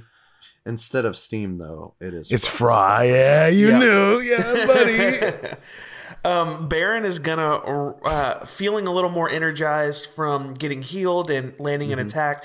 He's gonna run up at this creature and get in its face. Well, within 10 feet. I'll say 10 feet away. Okay. And I will hold out my hand like a finger gun, and I'm going to shoot a little puff of smoke and cast poison spray. It needs to make a Constitution saving throw. Okay. Does a 14 save? Yup. Oh, man. It saves, and then I look at it and I just go, gulp. Classic. That brings us to Stud. Stud's gonna make an attack. Stud's gonna get high enough to hit, because I'm assuming 18, unless something horrible has happened. 6 piercing damage with his super mundane, totally normal weapon. I cannot emphasize enough, it is not special. 3 damage. They bought it at a discount store. Yeah. This guy's starting to look pretty dang tuckered out. But I mean, you guys are the first people he's seen in probably hundreds of years. So, he's gonna keep sticking around. So, are we being assholes? Maybe he just doesn't know how to interact with people. Borgare, it's up to you're up next. Mm-hmm. I think he stows the halberd behind his back, and he sort of crosses his arms across his chest, and you see this sort of misty haze start to build underneath his chest, and then he sort of throws his arms to the side as he casts Ray of Frost, and a beam of kinetic arcane ice energy shoots from his chest directly into the chest of the creature. As we were having like that standoff. It's an attack. Okay. Can I just say very quickly? That's a natural 20. Ooh. A natural 20? A natural 20. Oh, shit. Roll for damage. Natural fucking 20, baby. That's 2d8. Hey, man, what were you saying? Frost damage. Oh my God. I just want to say, I love the fact that the character with the entourage is the least showy. You just see this. You just see this ice coalesce as he deals 8 damage doubled. So that's fucking 16 frost damage. Ooh. As this fucking kinetic beam of like arcane energy and ice just blasts him, and he sort of walks it forward. Solid. He just sort of walks forward as this beam is blasting out into this creature, and then he picks up his javelin and is going to go for his second attack. Oh, less exciting. That is a 7 plus 8 is a 15. 15 hits? That hits. Yeah, that hits sick. Oh, I was so close. Every time I see those low numbers, I get so fucking nervous. Matt, I need you to have this thing get frozen solid, and then he and shatters it with the that javelin. is plus 4. That is a 6.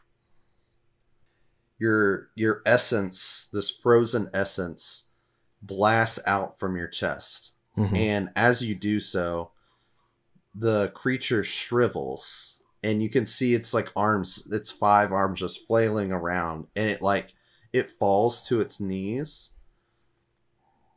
And then you stop your frozen ray, you take your javelin out, and you stab it through the heart.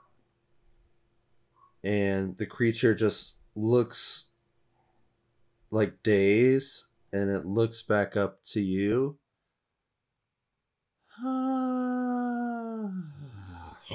I kick it. And it is kick dead. it off the end of the javelin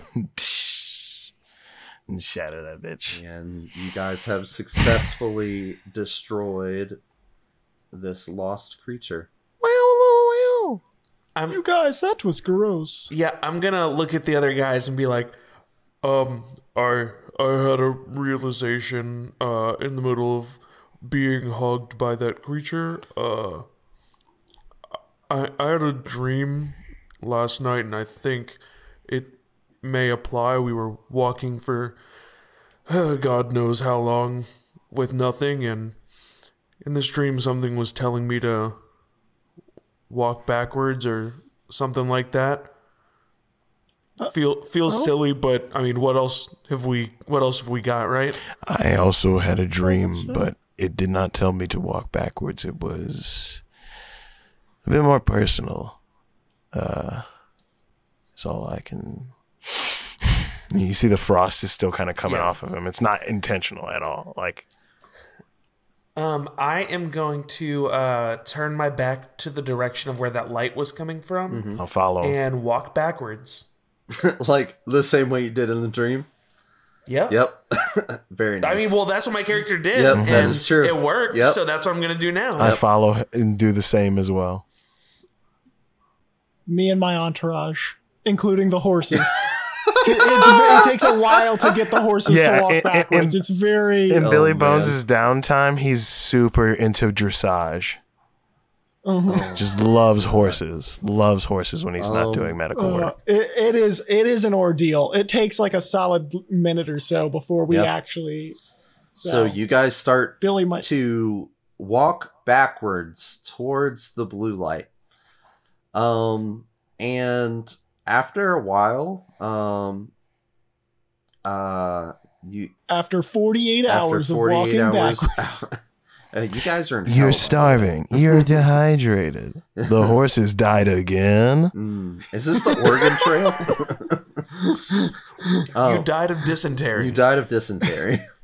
Except for Dr. Billy Bones. He definitely did not. No, he did not die of dysentery. So you guys eventually, do any of you guys want to like make a perception check for me? Yeah, I'll do it. We can. Yeah, I'll aid him if you don't want us to both roll. I mean, you could all roll if you want. Okay. Yeah, I rolled bad. If you want to give me, well, yeah, whatever. Yeah. I'll give him advantage instead of rolling. Okay. And I'll give you guidance on this one. Oh, and guidance? Yeah, roll a fucking D4. I might have needed that. Roll a D4. It's just like a sportsman slap on the behind. 13. You take a look back. It doesn't really seem like the blue light is getting closer faster, but you are technically getting closer. Hey, if as opposed to the hours we walked with nothing, I'm just gonna keep doing that until something's different. Yeah. So you guys, for a while, just walk backwards towards the blue light. Eventually, go ahead, Jeremy. No, this is important. Yes. While we're walking backwards, and as soon as I'm assuming Baron kind of clarifies that it's probably going to take a hot minute. While we're walking backwards, Dr. Billy is going to very casually just kind of weave it into conversation while we're just kind of chatting. He's going to kind of talk to the group about the merits of doing bone dust in the morning and its health benefits. And you guys are all going to gain temporary hit points because he's an inspiring leader. Oh, okay. How many? Also, oh, there it is. In that moment, too, I also cast guidance on these fools and myself. Like, that was such a good speech about doing bone drugs. I'm sure they're wonderful. And I just kind of give them like an awkward, I give him an awkward slap on the back, and I just kind of give a knowing just hand on the shoulder to Baron, like, this guy is guying a lot. And it's really, I'm not one to get that way, but like, I don't say any of this, but the hand on your shoulder tells you that like, he's chipping away at my psyche.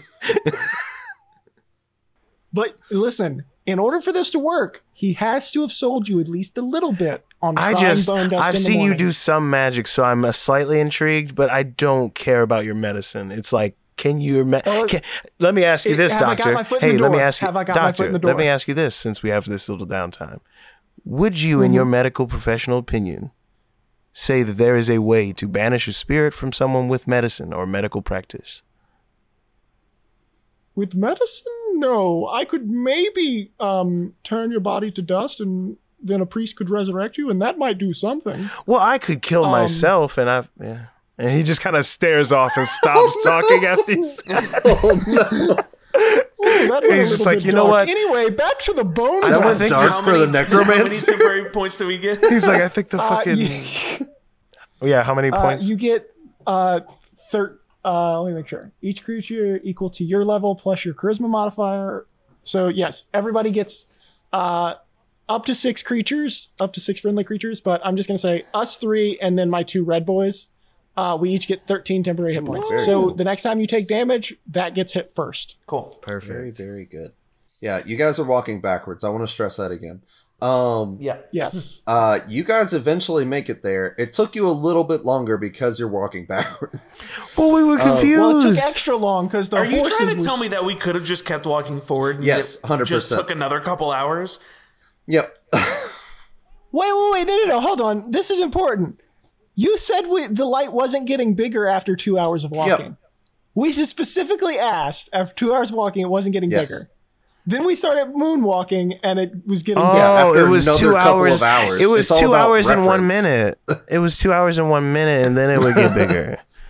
So from our perspective, The walking backwards solved the thing. Yes, 100%. Yeah, in our mind, we believe From we've God's broken perspective, which I won't say that that's my perspective, but That's what my dream told me to do. No, that's what his dream told him, and it my worked. dream just screamed worked at for me. you guys. My character, Baron, literally assumes like, well, my dream is resolved. So if there's anything else that's going to come up, it's going right over my head because that was what did it. can't wait. Well, boys, clearly these dreams are important. I saw a lot of swirling fish underwater, which is scary because I can't swim.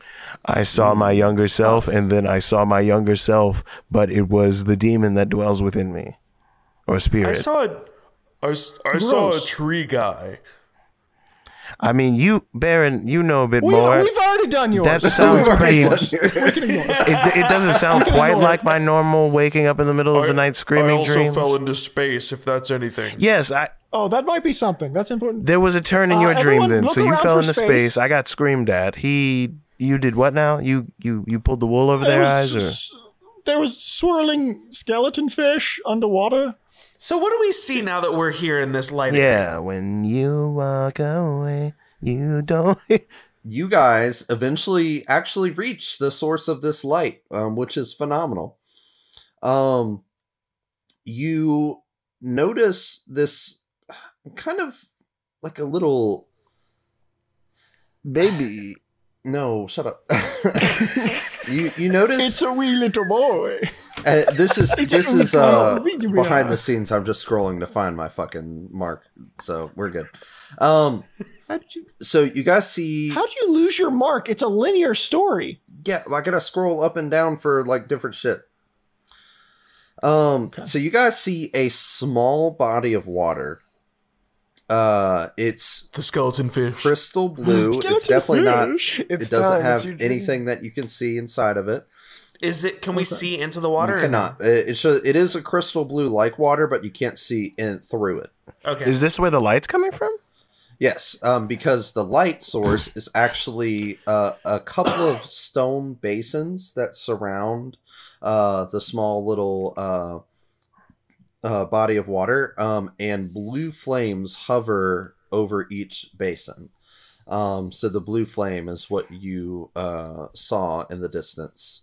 Matt, can I ask a very quick question? Yep. Do you not know the word pond, or No, it's not a pond. do you not know the word puddle? It's not a puddle. It's in between. He's saying it's man-made of some sort. No, ponds could be There's man-made. nothing in between puddles and ponds. Have ever This is heard of a little thing fantasy, called the bitch. public pool, Jeremy? It could be a It pool. could be a pool. It is a pool of water. It's a body. Yeah. It's a pool of water. Fucking hate. We got his ass and he's mad. Look at him. Take that, liberal. Blue fire around with pillars around the body of water. Checkmate, liberals. Everyone knows bodies of God. water aren't on a spectrum. There's only two bodies of water: ocean and not JFK ocean. Jr. is coming back. God. I'm so done right now. Okay, so you guys see a small pool of water, of crystal blue water, flame basins surrounding it. It is perfectly like still water. It's not rippling or anything, but you cannot see through it. What would you guys like to do? Can we get to any of the basins without touching the water? Or does it seem like we have to touch the water? Steven, poke the water. And then Steven dips his finger into the water. Okay, What happens? nothing happens. You pull it up. Can you? Okay, thank you, Quick Steven. question: you can't. He can't talk, can he? He's a. Absolutely Yeah. not. No, he's just Yeah, Ooh. No. Ooh. Did anything happen to his finger? No. Yes, Okay, I got Baron. something. Baron, what is it? Why do I keep going Russian? Weird. So hear me out. Yes. If you will allow me, Doctor. And I'm going to walk over to Steven, who had just touched the water. And I touch them, and assuming they're willing, which assuming that, Dr. Billy Zombies Bones can't is consent. allowing it. Go ahead. I use my ability, Gaze of Two Minds. Ooh. I touch a willing humanoid and perceive through its senses until the end of my next turn. as long as the creature is on the same plane of existence as me, I am blinded and deafened to my own surroundings, but I can perceive through their sights. And I'm going to ask him to jump into the water and start swimming down. Well, he's wearing chainmail, so he'll mostly just sink. But that's what we're gonna do, and I can see through his eyes and feel and. Yep, Dr. Billy is going to approve of this plan, and a very armored knight is just going to take a step forward and jump and fall into this pool of water. That's beautiful. How quickly does he sink? That's beautiful. So, you see, he actually floats on like the a little surface. like splash, like I'm assuming he just like slowly face plants into the water because he's a fucking skeleton. He can't dive or anything. So, Baron, what you see is actually quite surprising. There's no buoyancy to the water. And as the which one is that? Steven? Oh, yeah, Steven. Heavy chainmail. Just kind of face plants into the pool of water, and it instantly falls down a tunnel. All right. There's no water there. And is he like okay? Yeah, he falls down the tunnel, and I would say he's sliding for a minute. I don't know how long a full round goes, but he just you said chain, so it just sounds like a fence being rattled. I will say it doesn't. I can use an action every turn to maintain the connection. Okay, yeah. So as long as it... Steven, you as Steven falls down this tunnel, sliding down, and eventually you fall onto a bed of mushrooms. Pretty safe, I would say. I mean, what do I see in here? Does it look safe? It's a tunnel. It's a tunnel? Yeah. Like just a tunnel with mushrooms in it? Yep. So I'm going to drop the connection, and the two see me, and I shoot up. Go! Like I catch you because this isn't my first time. This isn't my first time seeing you do this, and I catch you. I'm like, oh, everyone stand back. I shoot up, and I look around at them, and I don't say anything, and I just like freak out and dive into the pool. Oh, shit. Perfect. Is Steven okay? Everyone into the pool quickly. And then when they get through on the other side, I was like, no, I'm just fucking with you.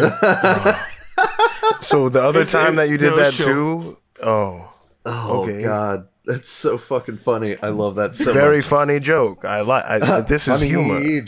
I'm just trying to keep it light in here. No, for Things certain. can get pretty dumb. Funny you say that. Funny you say that because there's actually a lot of light in here. This is probably the best you guys have been. I mean, I know two of you have stupid dark vision stuff, but Dr. Billy Bones, this is the best you could see while you've been here, because the entire walls and floors are covered in purple mushrooms. What do we see when we turn around? When you turn around, you see a blue path, a blue, like, hollow, like, a blue light behind you.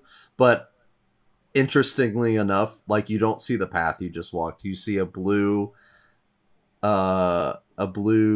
light at the end of the tunnel, but the tunnel, like, ends a lot closer than what you've been walking. Oh, for fuck's sake. I'm not even. I'm just. I'm sure. Straight up just like, oh shit. Like my character's like, yeah, guys, I think I misinterpreted my dream. And then I just start walking. Oh my fucking god! I'm just now understanding.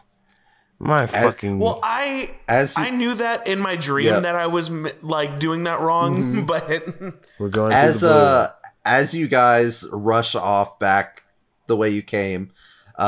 Guys, are we going to solve this entire thing by just walking backwards everywhere? I feel like this is the scene. Yeah, you're right. This feels like the Hall of Egress episode of Adventure Time. I know. I feel like we're being put through a test. No, I didn't. I actually don't know that episode, so whatever the next thing is, we need to first try walking backwards.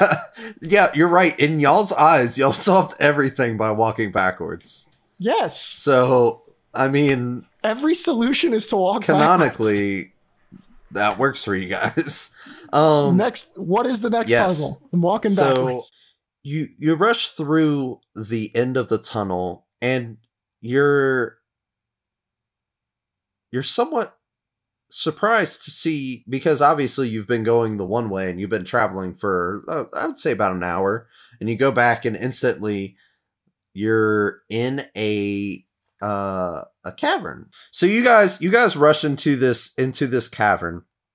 It's about yeah, I mean, if you want to go backwards, you can. I'm going forward. I thought we were going backwards. Did we not have to? What's going on? No, walking backwards. Please, walking backwards. God. All right, shut the fuck up. Backwards. Let me get through this. We're 2 hours and 40 minutes in. Please let I'm me gonna get through eat this. my own shit live on don't fucking podcast. blame us. So you guys rush into this cavern. Width-wise, it's about, you estimate about 1,000 feet wide. So it's a pretty big fucking cavern. About the size of the Mississippi River, as we discussed on the last episode of Wanderful. Oh, I don't remember that. The Anyway, big rib. blue like mist. The big rib. Blue like mist thinly blankets across the expanse of the floor. Small flickers of blue flame illuminate from various sections on the wall. But there's one other light source illuminating the cavern. You guys look up and see that the cavern walls tower thousands of feet above you. Wow. The ceiling is open to the night sky, and almost as if it was framed to be there, you see the moon, Elena, casting its blue glow down upon you guys. I really hope it's not like a werewolf bad guy, because we'd be fucked. There is there's one lone solitary structure directly across from the entrance that you came through. But it's hard to make out most of the finite details of it, because it's pretty much that full 1,000 feet away from you. What you can see is that a massive, dark, twisted tree protrudes from the top of the structure, my dream, and branches out over the roof of the structure. What do you guys want to do? Guys, I'm pretty sure there's a guy in that tree. Okay. I mean, it's been your dream the entire time, so I see no reason to assume it wouldn't be. Yeah, so far. You had you were given a cheat sheet by the gods for some reason. Now I'm just like on high alert about my dream. Like maybe like a little me is gonna come running out and it's gonna be like, the timelines, they're merging. Is that bad? I don't know what that even means, but I don't know why I saw me as a child and then me as a demon child. I mean, and my mother would probably call me the same thing if she wasn't terribly murdered dead by a literal demon that now dwells within within you. Anyway, should we go to the yucky tree? Are we walking backwards again? I'm ready. At this point, I've mastered the art. I mean, you think the horses aren't even? I feel this feels ominous. This feels like we are about to indeed finally strike at something. See something. Here's do something. what I want to do first. Just because I want to use my magical item that I got at least once. I've been using mine this whole time, hoping and praying. Yeah, I pull out my bag of tricks, and I reach into the bag, this rust-colored bag, and pull out a small fuzzy ball, and I toss it in front of me, and the ball starts to like rumble and shift shapes, and then it shifts into the shape of a lion. Oh shit. And I basically tell this lion, lead the way. And the lion starts walking towards. Is it like made of yarn? As we follow behind. Is it like a yarn lion? No, it's just a lion. It turns into a lion. Oh. That's dope as fuck. Basically, I roll, and whatever like number I roll determines what the ball becomes. Are you guys? Oh yeah. I hope this isn't offensive, but whenever the lion dies, can I have the body? I think it like disintegrates. Yeah, it's a magic line, not like a real life flesh. It vanishes. Because if that was the case, if he got lost on an island, he could just eat his balls all day. I couldn't say it without laughing, and I didn't want to. So the lion has keen smell, and has advantage on wisdom and perception checks that rely on smell as it's leading the way. So I want to say that I have commanded this lion to lead the way and alert us to any sort of danger that we cannot see. Okay. And let the lion smell the poop spoon. You guys start making you start moseying on towards the shack at the end of the cavern. Go ahead and have your lion roll a perception check for me. I did, and he rolled a nat 20 with advantage. With advantage. With adventure. With advantage. I love that. Nat 20. You see like your lion gets tense. It kind of like gets ready. And it starts sniffing around, and it looks up, and then it sidesteps. And as it sidesteps, you see, you guys look up as the lion looks up. A dark object is falling from the sky and splatters right in front of you. It was another one of those lost creatures. The lost? But it's dead? It's dead. But you just see its twisted, expressionless face just looking back up at you. All of its 5 like limbs just mangled because it just literally fell over 1,000 feet. Do we see anything as to why it would have fallen? Right. Whatever evil architect is in charge of this place is gross. Where would this have come from? Was it thrown? I mean, I guess from the sky. They did cause a plague. So, I mean, you guys are in a cavern. I suppose You would assume that it fell from the top of the cavern. the sky is falling. It's fine. Let's move forward and just keep an eye. Continue up. forward. I'd like to keep an eye out. Yep, you guys. Yeah, we're being safe, but we're continuing forward. Okay, do y'all want to roll stealth checks or? My entourage Ash is not sneaking. I don't know if I feel like I need to roll a stealth check. Okay. Yeah, I don't think we can really with the amount of fucking people. It's like, you know, come at us. We've got a lion, 3 guys, and a bunch of skeletons. Yeah, fair. So you guys start making your way closer to after that little incident. You make your way closer to the shack. As you start to, who's taking the lead? Me and the lion. You and the lion. Yeah, that's right. Well, the lion's ahead of me, so the lion. But the lion can't talk. So, you guys get about 300, maybe 250 feet out, and you notice in front. You couldn't really tell when you first entered the cavern, but as you got closer, you see dozens of spikes driven into the ground, each of which adorns a head of a lost creature. All right. So you just sounds like this guy's on our side. You guys see dozens of lost heads just looking at you, expressionless. You guys want to move closer? I'm gonna check for a Trappist. I don't even know how to do that. Yeah, I'll do like a perception check to see if anything feels obviously out of the ordinary, like it all is out of the ordinary. Like but you know what I mean. About to get hit by a spike wall or an arrow or something. That's a 16. A 16. Okay. That it was a natural 1 on my part. Oh yeah, you don't see shit. I don't see nothing. Not a single thing. You're not even using the spoon. You're just playing with the spoon at this point.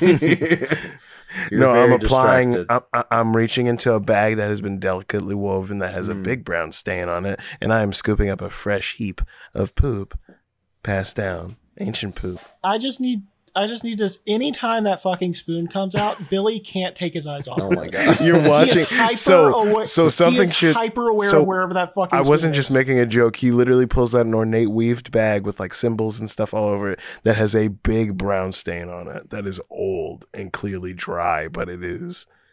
And he just kind of spits on the spoon. And he scoops up another scoop, and he's like, "All right, let's get to go." Baron, you don't really see anything that's like out of the ordinary. I mean, you do see, obviously creepy heads on spikes everywhere. Yeah. But that's totally normal. That's casual as hell. That's totally normal for where you're at. You do notice that the mist becomes thicker the closer you get.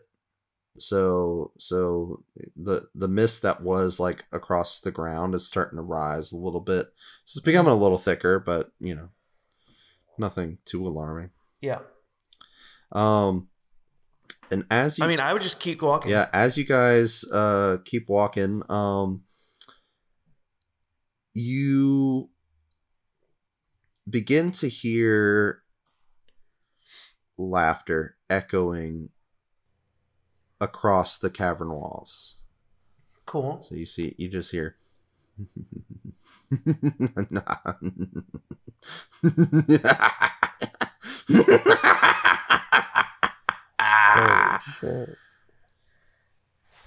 Hello. Welcome to my home. I'm glad you guys can make it in relatively one piece. I got the poop spooner running. Is this dude dinging with disease? You don't see anybody. Oh. Yeah. You just hear this. I say out loud, we actually, like, we're good. Like, I wouldn't say relatively one piece. Like, we're good. Yeah, I'm doing get much higher. But, I mean, like, for real, though. Like, that's good to hear. It sounds like my visions had some benefits to you after all. I was getting a little worried for a little bit. You mean like the dreams? Like you said visions. Like mine was the only one that was helpful. Yeah, you just really played on my emotions and my PTSD. Oh, I on don't deep know. secrets. You did someone dox me? How did you know these things about me? Yeah. I do not know. I tried sending a vision to you, but for some reason, I could not get all the way through. That's because there's a couple more things than just me inside of here. Yes, but your friend over there, I was able to get through. Anyway. I don't... But he said he saw... Everyone be on the lookout for fish tornadoes, I guess. He said he saw fish tornadoes. Yeah, exactly. Shit. I remembered you. You... That's kind of rude. Why have you become Irish halfway? Why are you a leprechaun? I don't think she became Irish at all. She called you stupid shit. It just was stupid. I know why you guys are here. Yeah, did you cause the plague? We were sent here because someone said do you have a cure or did you do this? I'm really ready to leave, honestly. I could take it or leave it. I mean... Yeah, we didn't really get promised anything other than wake up his wife. Let's just say I had that's what we were some doing. knowledge about... No. Do you know of the secret city of wizards? No, but I know. What the hell are you talking about? I know why you guys You're are on a here. whole different quest. Rumor. I don't know if it's true. I know just that keep there's asking other powerful things that are more important than, say, the livelihood of people you've never met. I don't think you understand what I do as a profession. I was just going to say the exact about same thing. What do you? I'm not doing this for. Yeah, we're not doing this for money or personal. Listen here, we're not doing this for. Just let me talk. I'm confused. What are we doing here? Hold on, let the evil villain. Actually, lady, could you give us a second? No. Hey, no. Actually, excuse me. Just give us a second, and I turn around and like huddle with the other two. What are we even doing here? I think we need to walk backwards at her. That's it. Yes, of That's course. it. And I command the lion to turn around, and we all start walking backwards towards the building. All three of us start walking backwards towards her. I see this idiotic form of... This is what you told me in your dream. No, it is not. You said walk... Fear our backs. I said fear your our path heels. lies backwards. Anyway, I think I need to explain myself better. I don't normally get guests, so my communication isn't too great. I'm here to make a deal with you. I know, Borgare, I know that you I'm out. have something that you don't want inside of you. Most definitely. But I feel like making a deal and doing these kinds of things is what led me to where I am with it in here. Right? So I feel like you might take this out, but you might put one of those bugs in there. Don't want that. You hear, Borgare, you hear in your head, but things would be different this time. I know the last time it wasn't a choice. What does the spirit have to say with her creeping on his domain? This spirit, it doesn't really say anything to you, but yeah, it's more primal than anything. Yeah, you do feel almost a sense of like, you know how like you tense up when you're cold, like the wind's kind of blowing through that you? Chill, yeah. You're starting to get that chill. Oh, yeah. I think Borgare has made up his mind, even just with that feeling of her in his mind, and that he's washed his hands of it. Speak to them if that's what you wish, but if I find out that you are the origins of this curse, this scourge on this fair land, there will be no quarter. I definitely did cause no, the plague. She definitely, like, they definitely did. I mean, I definitely want to receive credits, like when I go down in history as the baddest bitch ever, like, I definitely want to be. I don't know if that's what I would say you're going down as so far. You're going down as a corpse. Go ahead. Fairly soon. I would beg to differ. Baron, I know that your entire village was destroyed by the plague. I am truly sorry. We prefer clan, but apology not accepted. I don't imagine that you actually meant that. I think I did. Then why'd you... Okay, hold up. Let's just back up. Hey, no, I wanted to be the baddest bitch. Oh, I'm gonna be the baddest bitch, and I'm gonna murder everybody. Oh, but sorry, I murdered your family. Oh, I mean that though. I mean it when I say I'm sorry, but also I'm trying to be. We the have baddest someone bitch directly by murdering affected by everybody. you. Oh yeah, it's game. Yeah. Give us the cure. You don't see the source of this voice, the person. Yeah. But you can feel an eye roll. Just the hardest eye roll in your bones. And as I say that, I pull out the other two fuzzies in my bag of tricks and throw them on the ground. And a giant boar and a mastiff both also show up. Lastly, before we do this, I just want to hear my pitch. I'm kind of curious. You hear in your head, Dr. Billy Bones. Dr. Billy Bones. By far the smartest of the group. We could do so much together. It was a low bar, but thank you. We could do so much together. You were so misunderstood. I've seen what you've been doing. I see how much you truly care about necromancy and how much good you could spread. Just imagine all those corpses you could bring back to help everyone. I can only imagine what that would look like. I'm sorry. I know you're like a scary, you've got a very big, you made a plague. Is your pitch to the medical doctor, if you help me kill more people, you'll have more people to heal people? Well, that was your pitch coming in. Isn't that what you truly want? It's a bold move. I mean, isn't that what you truly want? No. Though? You want to spread the the benefits of necromancy. You want everyone to know just how much good it can do. Isn't that what it's all about? Isn't that your end game? My end game is to reduce the total number of corpses by using corpses to make there not be more corpses. So you understand I'm the only one who actually came here for this express purpose of curing the plague you've caused, yes? Like, of all the three of us, I was the worst pitch so far, I'm gonna be honest. Can I have the plague cure, please? Or are we gonna have to do a thing? Oh, there is no cure. Where are you? Where are you? Where are you? What idiots would make a cure for a plague that they've created? Hey, where are you? Where is this voice coming from? Could you tell us where you are? Maybe we could strike a better deal. No, hey, hear me out.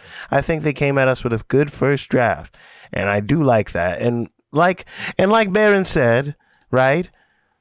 What are we really doing here? Let's get together in person. Really shake out the plague. I feel really shake out a better contract. Why don't you just come out here near us? I'll send in person. I can tell I'm not really getting anywhere with you. No, so. you are.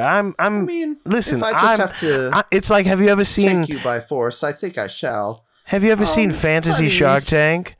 When they're like, I want to invest. As you're explaining Fantasy Shark Tank, I want to invest at least 20% profit into this plan. Oh, she's already for like 100 stake in the equity. Listening 100%. I'm out. You see emerging from around the structure corpses walking towards you. Oh, hold up, guys. Those aren't mine. And you see, at first you see just 1, 2, 3, 4, 5, 6, 7, 8. 8 corpses slowly walking towards you. I'm going We need to roll initiative. Let's do this. Oh boy, good thing I have advantage. I got 3. Jeremy's not the only one who's got compatriots. I rolled a 9, by the way. Oh no. But I've also got an entourage of 3 aminals. Aminals. This episode brought to you by 27 initiative rolls. Well, no, mine move at the same time as me. I rolled 21. 21. And 21. Borgare, 21. Billy got 6. Steven got 15. And Stud got 13. Dr. Billy Bones, what's your dex? 0. Okay. So, you see,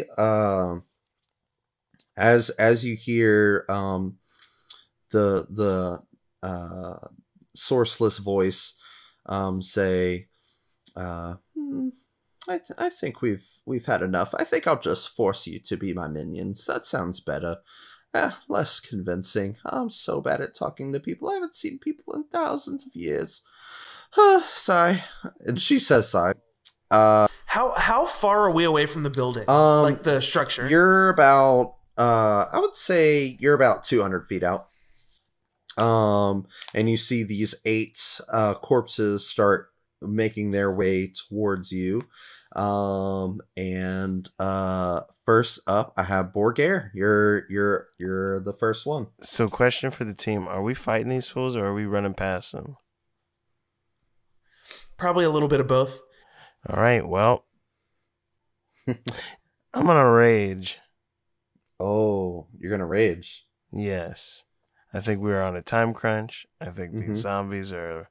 There's a lot of them, and we have to get to that fucking building. I think he's just kind of flustered at the whole ordeal, and the fact that there's another person trying to vie for a position in his brain and/or soul, you know, and so he just kind of. So, Borgare, you don't normally go into a rage, even though you are a barbarian. You only really rage in dire situations, so. Things don't feel the way they normally feel for you. you remember earlier how you had mentioned that you had like that steam come out and it was frost? Mm-hmm. As you start to rage, you just start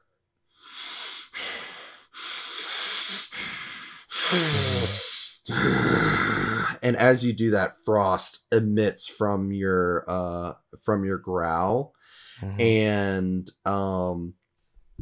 slowly spikes start shunting out of your body, ice spikes, and you just have, which is funny because when he goes into a rage, he also emits a tundra aura.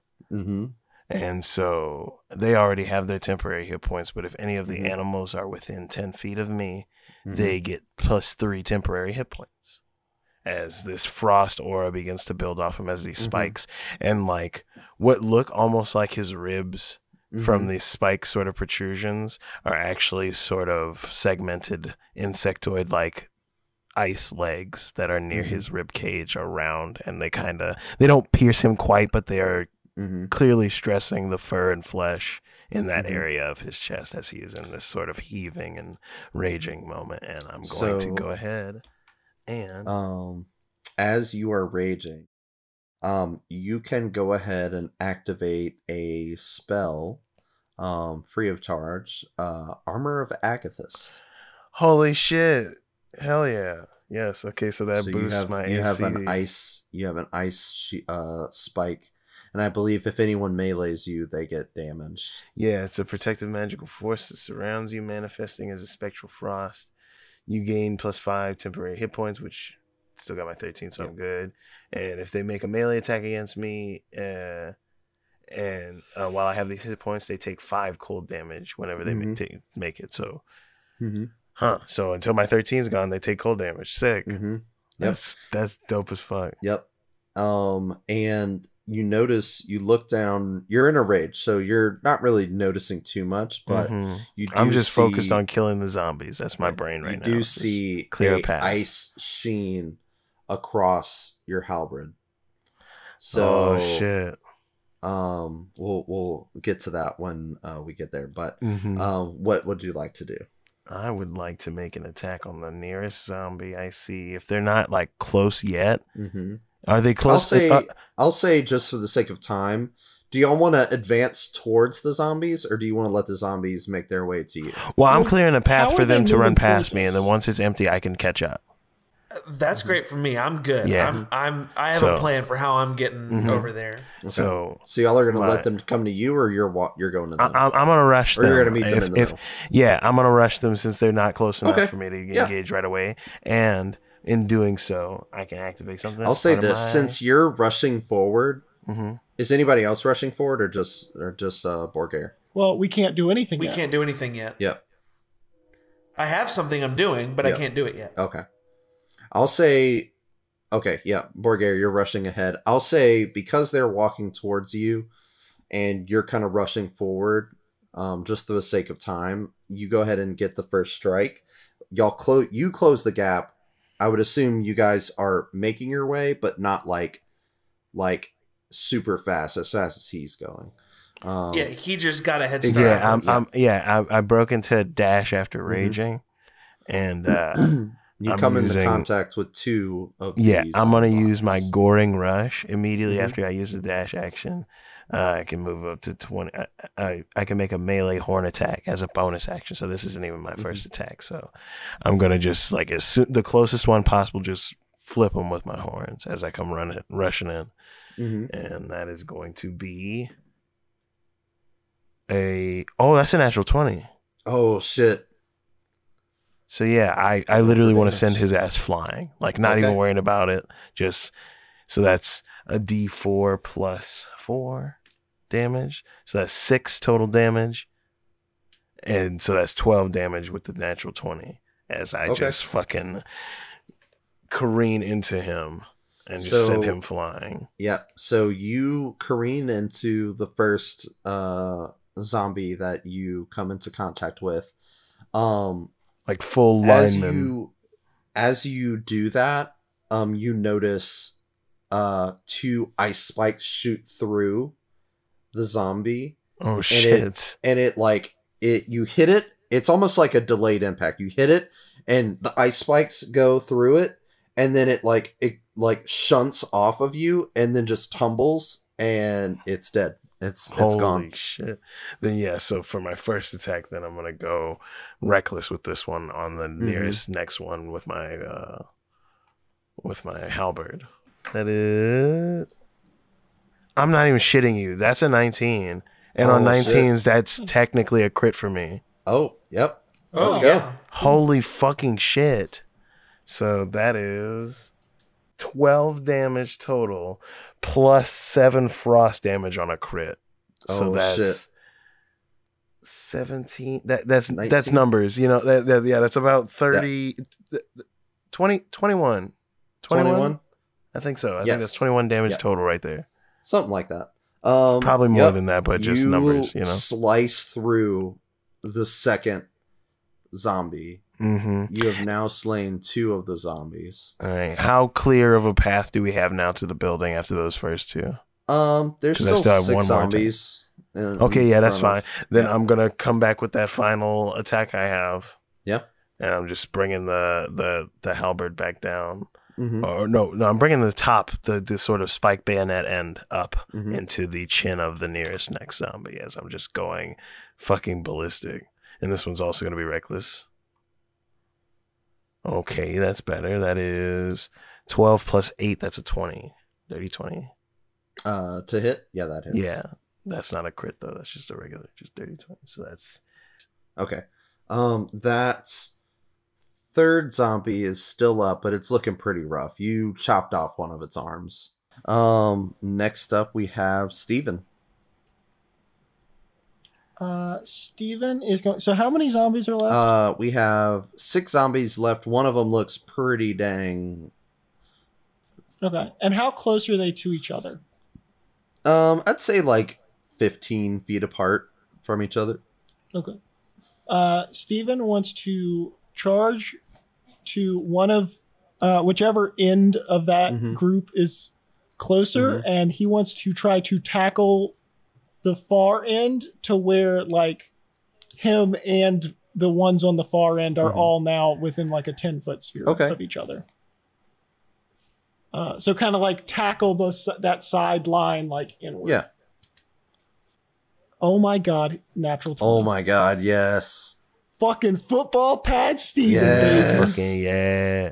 Is he wearing a helmet for protection? Or yeah, I mean he's in chainmail. He's got a helmet and a shield, so I just imagine he like lowers his shield, just like fucking bulldozes him. I love it. So does that mean it works? Yeah. Presumably. Yeah. Okay. Okay. But I mean that's he only gets one attack, so that's what he did with his attack. Okay. Next up we have Stud is actually next. Stud, presumably they're all in a 10-foot thing, right? Okay. Then Stud's just gonna go ahead and pop an arrow into one of the ones that aren't hurt yet. 20, a dirty 20 is gonna hit. Oh, definitely. And then there's zombies. 3 piercing. Okay. Next up we have a group of 3 zombies. I have them sectioned off into 3 and 3. So Borgare, you're up there. They're gonna take 3.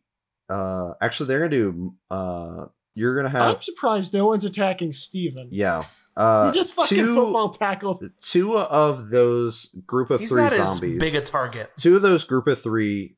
2 of the zombies in that group of 3 are gonna go for multi attacks on Borgare. So there's gonna be 4 attacks, 4 slam attacks. Oh, that's scary. So my zombies don't have multi attack.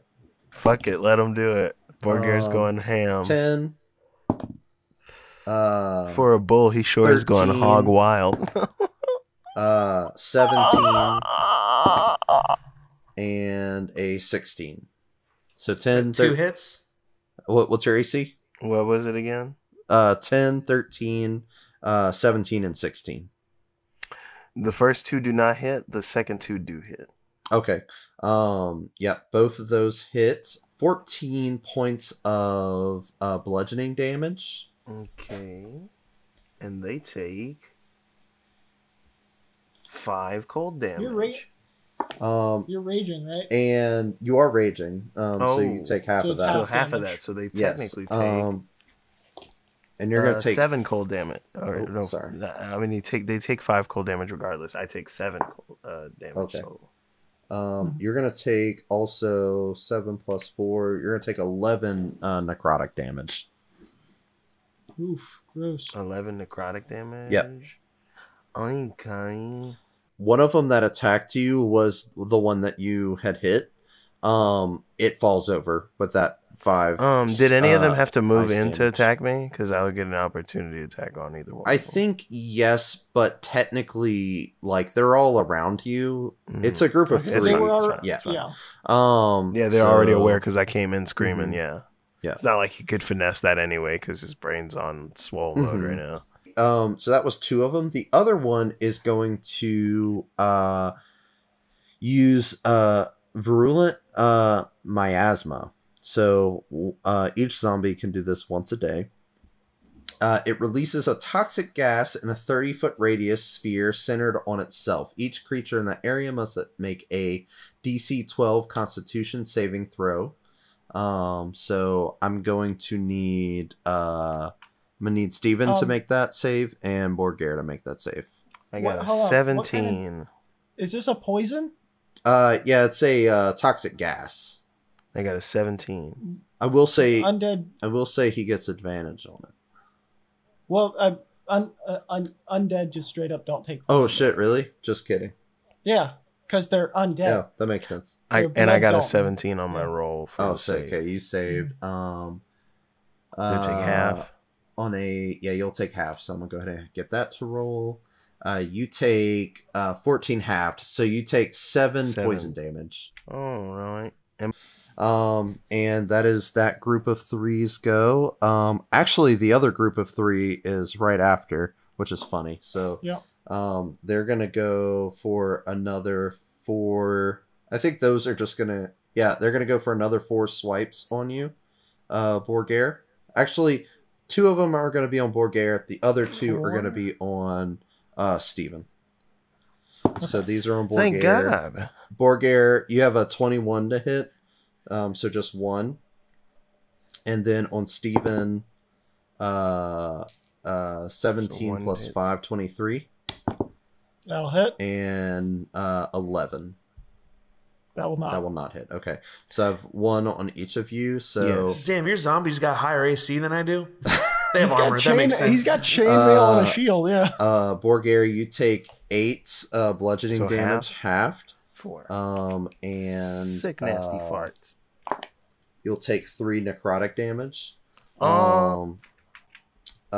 Steven will take 8 bludgeoning damage. And if he can take necrotic, he'll take 5. He can. I mean, it's up to you, but rules is written 5e. Undead don't get special treatment with necrotic. Okay. So yeah. You said 5 necrotic? And then there will be another one of the zombies will do another one of those virulent miasmas. I need Borgare and Steven to make another DC 12 Constitution Steven's gonna roll? saving. He throw. passed. Oh, Steven doesn't need to do shit. 16. Okay. Oh yeah, you save. You save. So you'll take half. You take half of 15, so that's 7. That leads us to Baron. Your go. Yeah. Yes, let's go. And you got a bunch of little boys ready to go. Yeah, Baron is gonna shout at his compatriots and say, "Clear a path for the others." And then I'm gonna cast Polymorph and turn into a giant eagle. Shit. Yes. And start flying towards I fly up.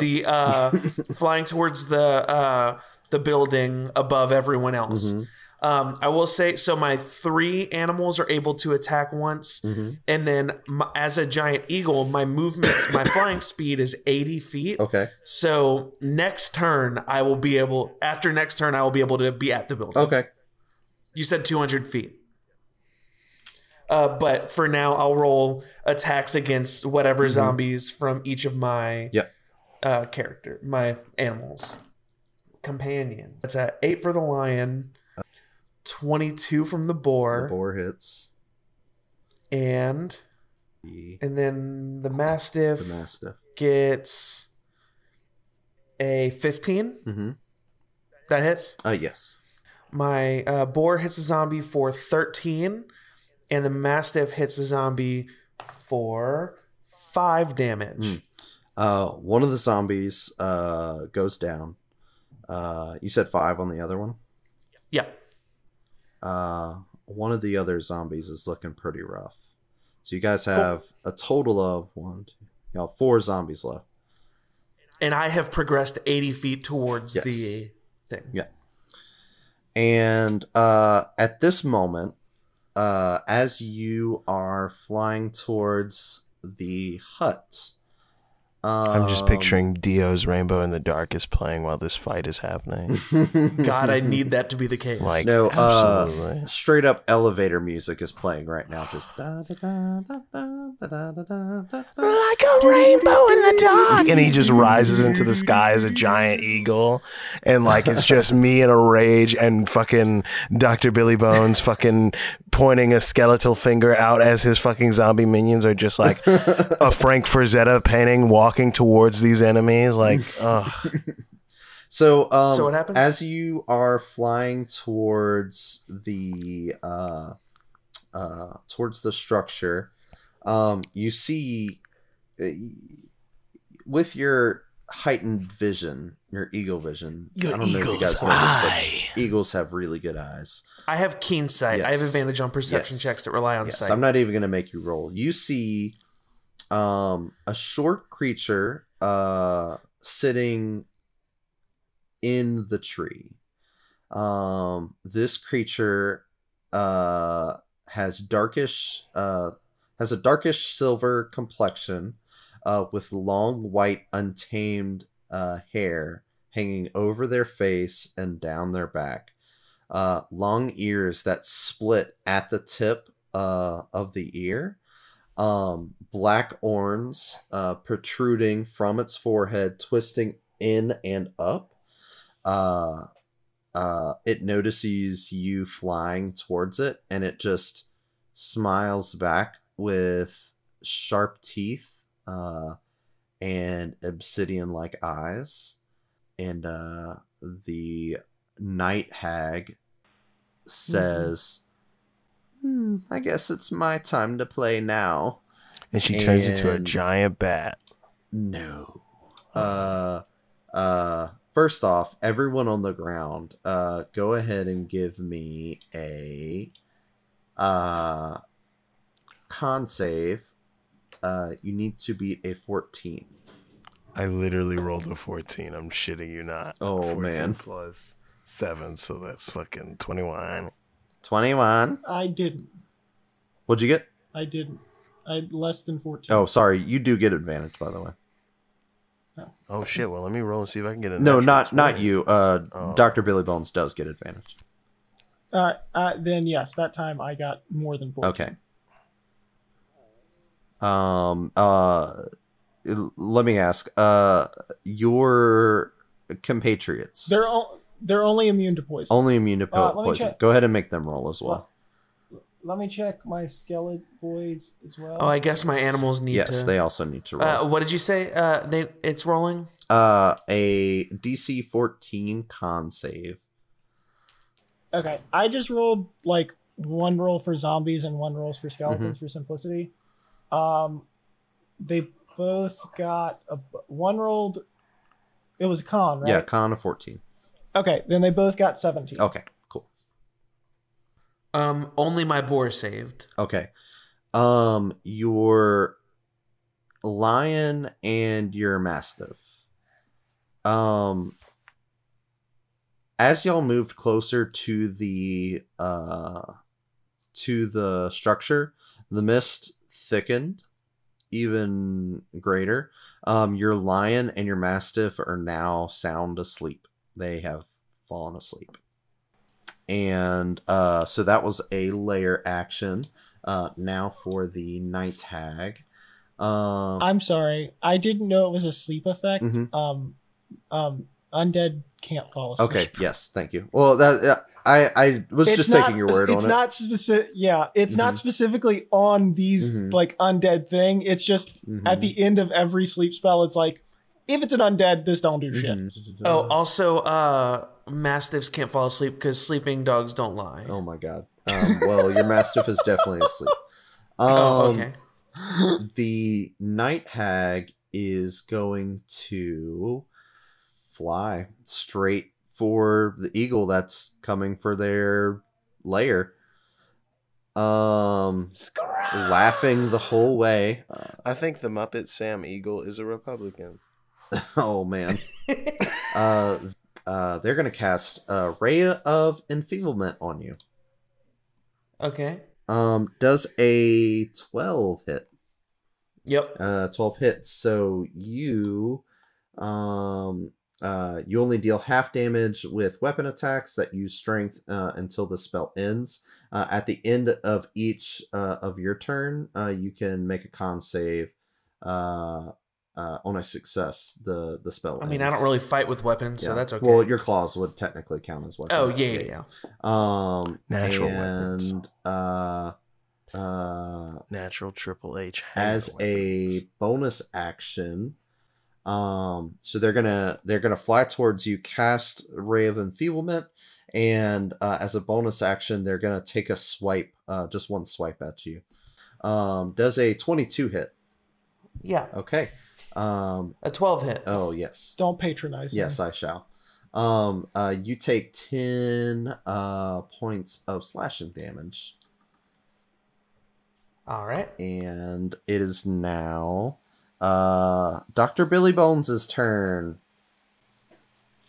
All right, Dr. Billy Bones. And presumably, as he is a necromancer, he would know these zombies wouldn't be immune to necrotic, right?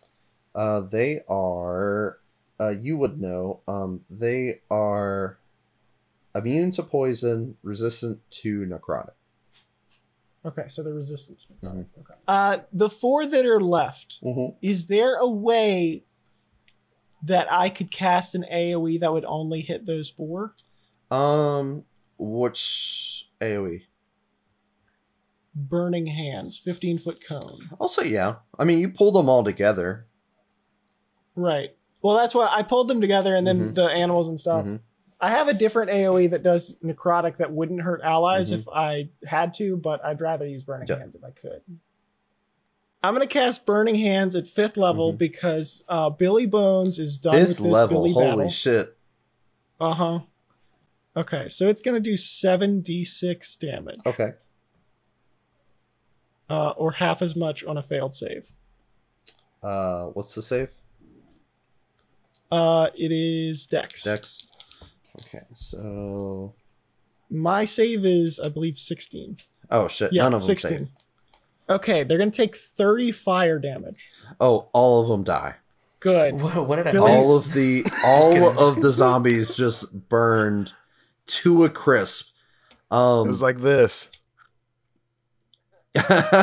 You see Billy Bones runs up with his gloves and he's like, time to sterilize, and fucking incinerates You've never seen a person that you've never seen their face give more of an excited expression by burning all of these zombies alive. Oh, he was fucking giddy. Oh, definitely. You have successfully murder-fied all of the zombies. Between you and Borgare, you just went to motherfucking town. I can scratch them out of initiative, and we are back to Borgare. Fully making a full dash to the nearest door. Just running to it. If there's no zombies around, I'm out. I'm booking it. So the door is almost 200 feet away. Whatever. I gotta do what I gotta do, and I'm just booking it. I would say it's closer because we took some time in between to do like a big meet in the middle situation. So. True. Whatever. Yeah, I'm running. So, I'm hauling ass. Yeah. And the second I get to the door, closed or otherwise, he's headbutting the shit out of it. Okay. I'll say not quite this turn, but next turn you can get to the door of the structure of the. I think like the huger chunks of ice have broken off through the fight, and like all that is left is those like creepy bug like rib cage, and it's just like kind of like you can tell that like the more he's fighting, the more it's digging into him, and he's just booking it. He's not paying attention to any of what's going on. Yeah. Oh, I did want to say. How many turns have you been raging? This is my third turn. Oh, no, second turn. Third turn. So your rage does stay up. I did forget to do this. Sorry. Your rage stays up even if you haven't been hit. Go ahead and take 6. Go ahead and take 8 points of frost damage. Okay. I also just realized I was supposed to roll to see if I maintain concentration on my polymorph spell, huh? I don't think so. Yes. Is it? Yes, because I hit. Yeah, if I get hit, what do I roll for that? Constitution save? I think technically speaking, it's like half the damage, but if it's lower than 10, then 10's the save. I know that's how crit roll does it. I'm assuming that's the regular rules. So half damage or 10, whichever's higher. Yeah. Con save. What'd you roll? Beautiful, nat 1. That eagle's falling out the sky. No. It was a 2. You're still falling, buddy. You see an eagle turn back into a fearbulg that is now plummeting to the ground. Yeah. I would say you probably weren't too high. No, I just was trying to be above the zombies. Yeah, you weren't too high. You were flying towards the structure. And you were going at eagle speed. Go ahead and take... fast. Hold on, no. Oh. Whenever he falls, at any point during that fall, would he be within 60 feet of Billy Bones? No. I would say probably not. Because I flew 80 feet away. Yeah. Yeah, 80 feet forward. But then Billy ran up to the zombies for his turn. But that should have happened before Billy's turn. I would say you're probably not. Not within 60, yeah. I should have fallen before your turn where you ran forward. You'll go ahead and take 7 bludgeoning. And Borgare, you went. Steven is up next. And go ahead and just do Steven and Stud's turn in the same go. The hag is still in the air, right? Yes, the hag is just flying around, just laughing maniacally. Doesn't give a shit about you guys, except for the fact that, like, she's gonna kill you. Steven's just gonna run back to his master then, because he has a melee, and that's all he has. Stud is going to take a shot at her.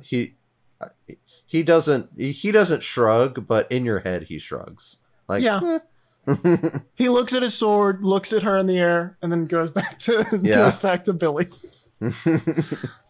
Does a 16 hit? 16 does not hit.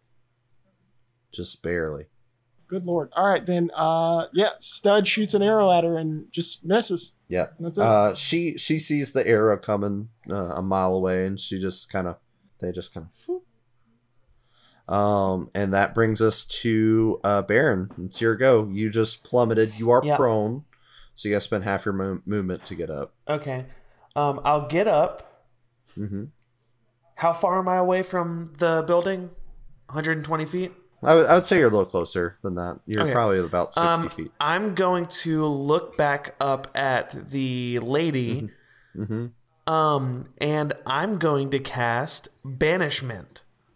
Oh, shit. Okay. It needs to make a charisma saving throw. Okay, charisma. I'm hoping that she's not good at charisma. They have advantage. They have advantage? Yes, they do. Why is that? Advantage on against spells and magical effects. You said charisma? Yeah. Ooh, it was a 15. Yeah. Yep. So they save. They just look at you and say, "Banish these nuts." Banish these nondescript nuts, bitch. And it's actually their turn. Well, so... no, it's still my turn, bitch. Oh, sorry, it is still your turn. I'm gonna run towards the building with the rest of my movement. Okay. And then as a bonus action, I'm going to use Hidden Step. And I turn invisible until the start of my next turn. Oh, okay. That's cool. You're invisible. The hag is now up. They are flying a good 100 feet over the ground. I would say. They're just going to just laugh, and they're going to go ahead and take they're just going to shoot 2 magic missiles down at Borgare. You're the closest to the... That's all good. Go ahead and try and hit my bones. So, yeah, your bones are about to get hitted. Bones got dingled. So, spell bonus. That's my next character, Dingle Bones. Actually... Billy Bones' son. Actually, if you have been looking at the Night Hag, yeah, they kind of vanish out of thin air. It doesn't really look like when people go invisible. It more so looks like they are on a different plane of existence. Just blink? No. Also, something I forgot about, my animals with no targets anymore, like, are running towards me. Gotcha. Yeah, I'm not in the building yet either, because it's not my turn. And that's going to end the hag's turn. Dr. Billy Bones, it's your turn. You have no enemies to attack. What are you going to do? He's going to walk back very casually, and then get his servants, gesture the nearby servants to take the saddle bags off one of the war horses, and he's going to hop up on a war horse and then charge towards the thingy. Okay. At war horse speed. Oh, bet. So you get there instantly. Like you were there. Hey. So you're the first to arrive. Borgare. How fast do war horses move? My goodness. Pretty fast. I mean, their basic movement is 60 feet. I'm just booking it into the building. I want to get to the hag. I'm just running into the building. Yep. Yeah, you get to the building, and you said you wanted to bash in the door. If the door is closed, it's getting headbutted. Actually, there's no door. Oh, sick nasty farts. He's running, looking for stairs, going up. Because she looked out a window at an eagle. It's a one she floor. looked out a window at an eagle. It's one floor. Okay, great. It was a ground floor window that she looked at the eagle from. What do we see? Kyle, silence. What is in that building? Yep. So if it's empty, I'm going to cry. You get into the building. Put a gun in both my eyes. Gun eyes. Kyle's fading. So you were the first to arrive inside of the hut. And it's a hut? You see, it's a structure. Like it's a built. It's go ahead. It's not like they're not in a mansion. Okay, they're in the middle of the forest. Like my brain was like, for some reason, because there was an eagle involved, I pictured it being tall. Oh no, I was the eagle. No, I know. I thought because she looked at you through a window, so I just assumed it would. No, be there was like a tree that was growing out of it. Yeah, there's a tree growing through the building, and they were on top of the tree. Mm-hmm. Yeah, and they can fly. So you look inside. You see just the most disgusting shit you've ever seen in your life. Like you thought the maggots were gross. Like you see things that I don't even want to describe on this podcast. Just piles of flesh. You see piles of flesh, dismembered bodies. You see a lot of like just a pile of like those arms. Oh my god! The spike arms from the she's the making lost those creatures. Things. No, collecting pieces from them. More of a hoarder. Yeah. Yeah, they're more of a hoarder, so they just kind of keep shit. You don't really notice anything other than like all this gross shit. You do see the tree growing through the building.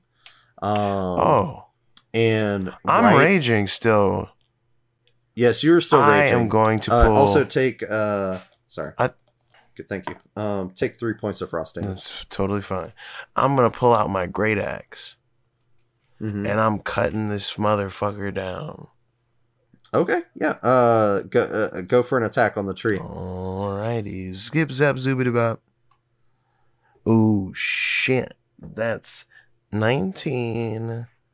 19? Yeah, 19 hits. Roll damage. Alrighty then. That is 13 damage. I mean, you take a huge chunk out of this tree. And I'm going to do it again. You were full on raging. You just chop like the biggest chop of this tree. Like crazy shit. I mean, it's also a dead tree, so. I don't care. Yeah, go for it again. I'm cutting this tree down because I don't see the hag, right? That's a natural 20 on the fucking tree. I cleave it in twain. Oh, yeah, you cleave that tree in half, and the tree falls through the front of the building.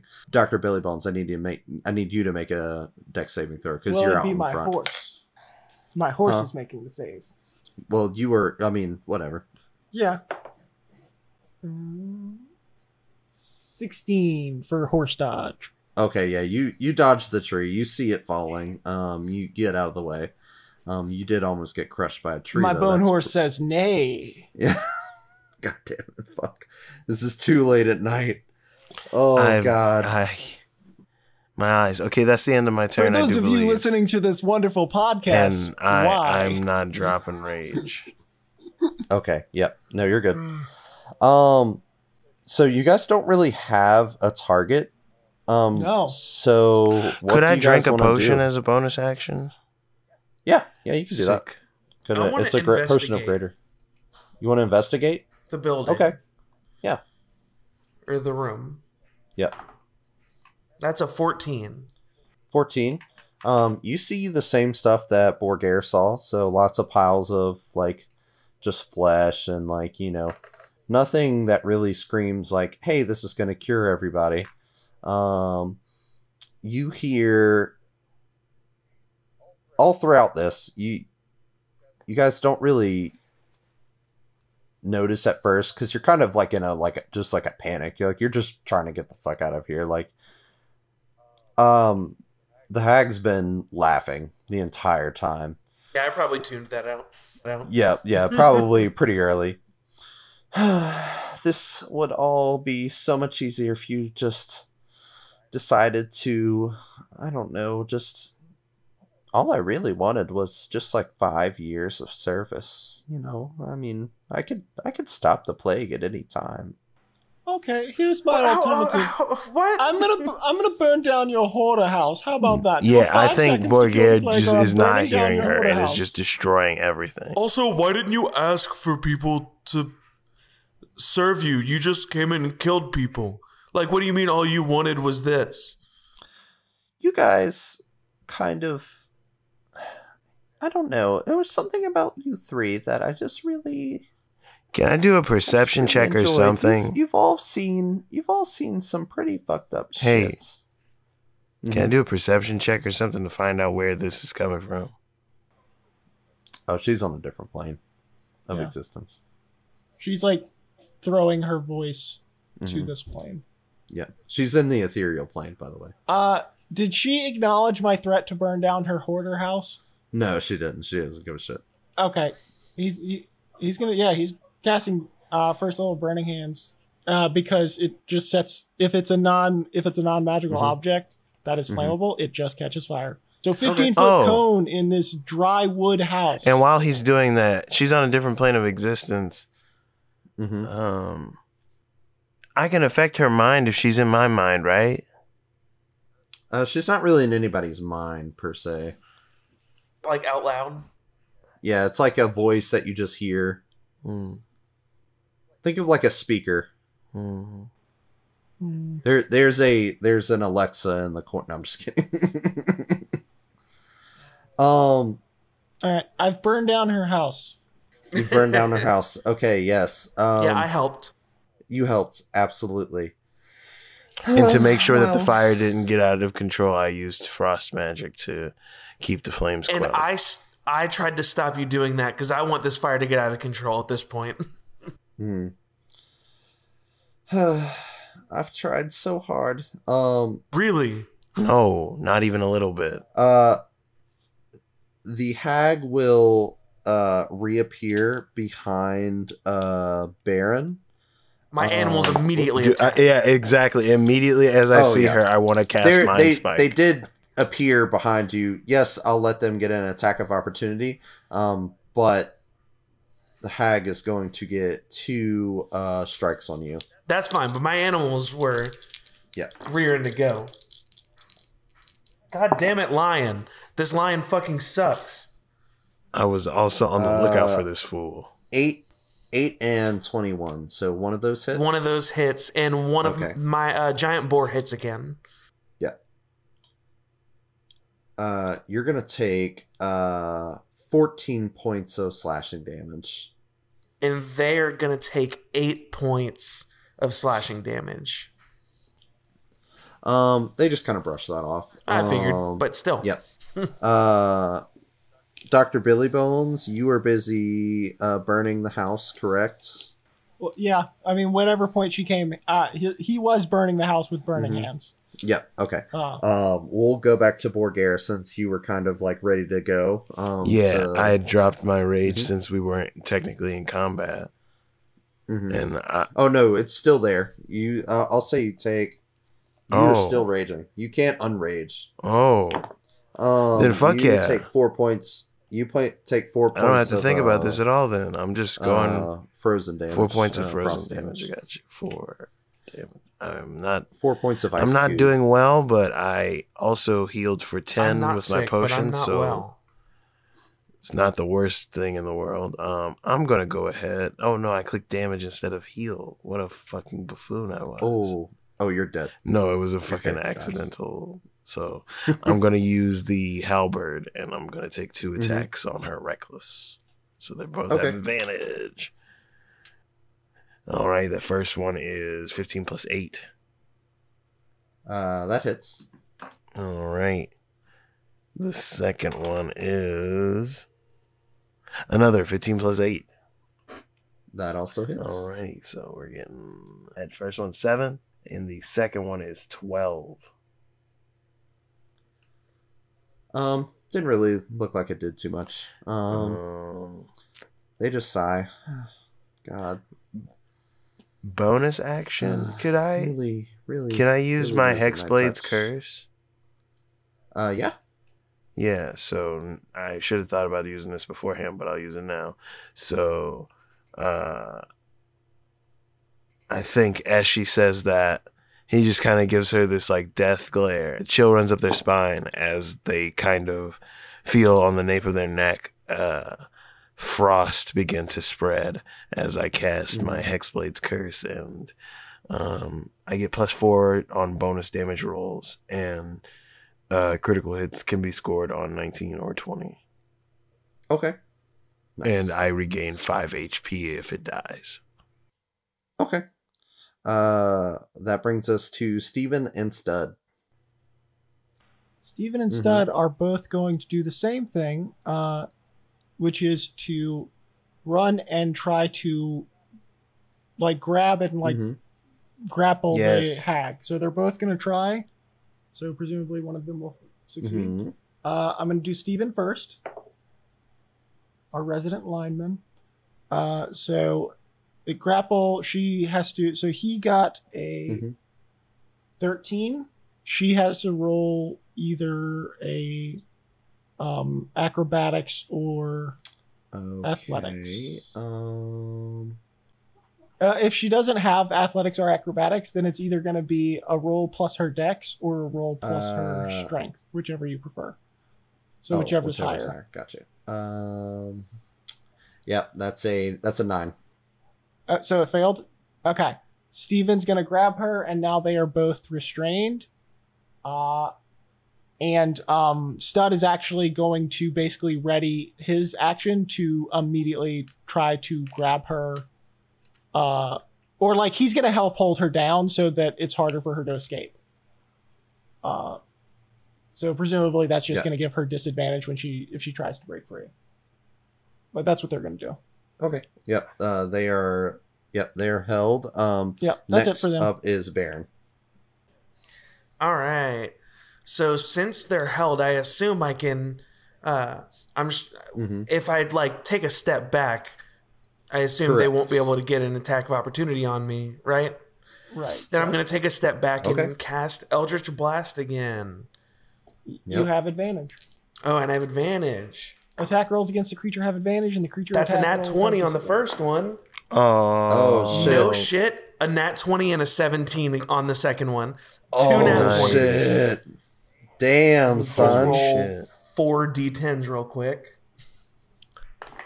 Damn, son. I probably should have been doing this with Bone Boys the whole time. Oh, definitely. Just make them stop people from moving. Right. Just hold them down while we hit them with real weapons.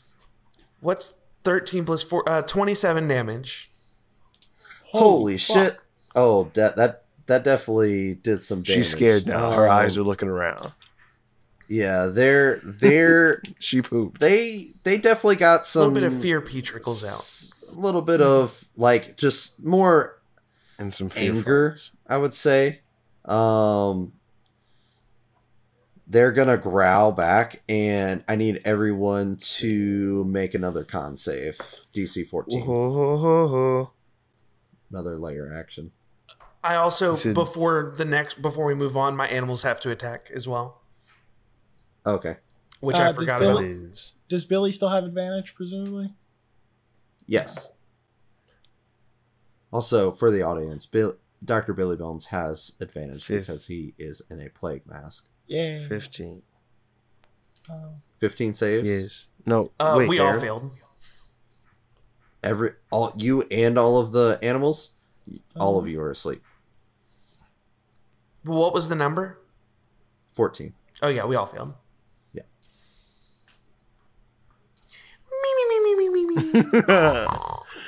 Alright, anywho. Yeah. So as you shot those 2 Eldritch Blasts, the mist rolls in and thickens around all of you. Yeah.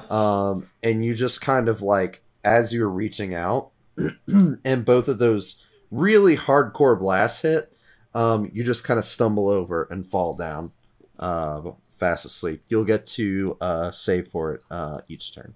Cool. Billy Bones. So do my animals then get to roll for it now? No, their next turn.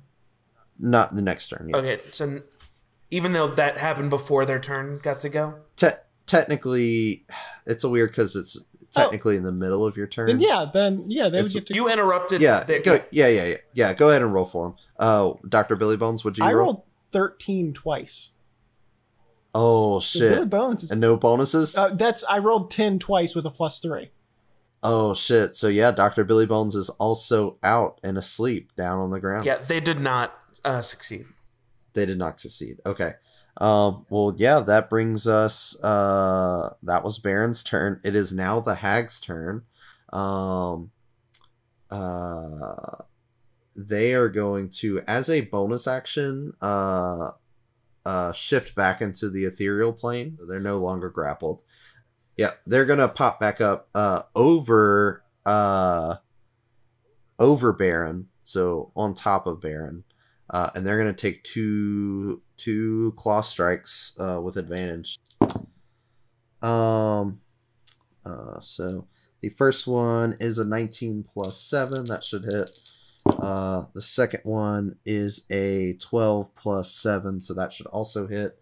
So I have a question. Attacks. Yes. I just remembered that Billy was on a horse. I would assume you would have dismounted while you were burning down the... Right, yes. Okay. Yes. Billy was not on a horse. Yes. Billy wasn't on a horse. Billy's got a horse. Baron, you take 26 damage. Piercing. Does that wake me slashing up? Damage. Yeah. I think if it counts as normal sleep, if you take any damage, it wakes you up. Yeah. I'll say yes. I mean, you're getting slashed, so yeah, I would have to imagine. Yeah, I'll give you advantage. Go ahead and roll to wake up. I mean, you did like half of the health I have left. I think it's crazy if I don't wake up. Well, it woke you up and then knocks you out again. That's 18. Yeah, you wake up. So you wake back up. The hag creature is just hovering over you. Just got 2 claws in your abdomen. Blood is spilling out of your mouth now. You're looking pretty fucked up, I would assume. Next up is Borgare. You're up next. All right. Yep. I'm just going back in on her again with the halberd. Reckless. Yep. Mm-hmm. It's 14 plus 8. That's just it. Yeah. And the second one is 10, and then this one is cocked. That's 10 plus 8, 18. 18? Okay. All right. So the first one was 5, and the second is 11. Mm-hmm. Okay. They're looking pretty dinged up at this point. Next up is Steven and Stud. Steven and Stud are gonna go slap their master awake. If that requires him to take damage, that's fine. No, I wouldn't say so. So they just come over and shake him up. awake. And then just kind of like make sure he's okay. Because their prime directive is to guard and protect him. Like, if that's not obvious. Like, when he doesn't give orders, their directive is to protect him. Mm-hmm. So it gives me advantage to wake up or whatever? Yeah. Is it still the same save? Yes. Then I fail. I got a 13 again. Oh damn. Okay. Baron, you're up. All right. I'm going to see if my animals wake up. All right. The lion wakes up. Hey. So I am going to. Are its claws still in me? I mean, it was more like slashing damage, but like that was more for flair. It's still right up on me though. Yeah, it's on top of me. I will accept that this might grant an opportunity attack, but I'm gonna cast Eldritch Blast because it's the most damage I could do. Okay. And then the lion's also going to attempt to bite it. Go ahead. 12? 12 hits, yeah. Yeah, okay. My AC is 11. Yeah. 13 damage. That's definitely a miss. 11. Oh, the second one hits, though. That's 24. And then the bite is also going to hit. Okay. Okay. So, that's a D10. Oh, God. That's fucking 1 damage. And then the bite is...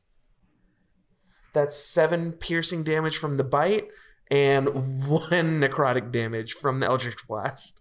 Oh, my God. Yeah. I mean, they're not looking like on death's door, but they're getting there. It is their turn. The hag's gonna screech out and take 2 more swipes against you because they're still over you. Does that screech wake Billy up? No, you have earplugs in, you stupid bitch. Oh. I'm just kidding. I'm getting tired. I know we're all getting tired. I'm sorry. Yeah, Billy fell asleep. He's real tired. Yeah, oh yeah. Well, he actually didn't get like the good REM sleep that he thought he got. No. So I got 1 hit. And I got 2 hits. So you're gonna take 2 more hits. I'm certainly unconscious. I got a 17 and 18. For damage? Yep. So 35 damage? Yep. Is that over half your health? How I was about to say, how do you Is that over half your health? What's your total health? You did 35 damage. No, it is not over half my health. Okay. Yeah. You're still alive, but on your next turn you are unconscious. Yep. What happens to your animal friends? That's a good question. I'll look that up while y'all continue going. Dr. Billy Bones, you are up. Try to wake up, please. Do I still have advantage because they're shaking me? Yes. Please wake up. Fuck if you don't wake yeah. up, I'm not even... Fuck Or yeah, just sleep. 1 and a 3, baby. Billy's taking a fucking... All right, You great. were dead ass asleep. You did Great. this. Sleep you did ease. this. Oh my god, Jesus Night, Christ. night. Borgare, you were up. Okay. Your newest friend, Baron. Hey, I need to just- take damage from my rage for this turn and Yes. last turn. I could heal everyone. You already if took it only last I turn, was but- awake. You take 2 frost damage. All right. Reckless. 2 attacks. That's 14 and an Let's 8. do That's it. 22. Yep, that hits. And then the second attack, that is a 13 and an 8, 21. Yep, that also hits. All right. Roll for damage. Here I go again. The animals do on disappear. my own. They do disappear. Okay, Going so down the as only road Baron I've ever falls- known. 8, 12. That's a 13 and 11. Like a drifter, I was born to walk alone. 13 and 11, that's 24. 24.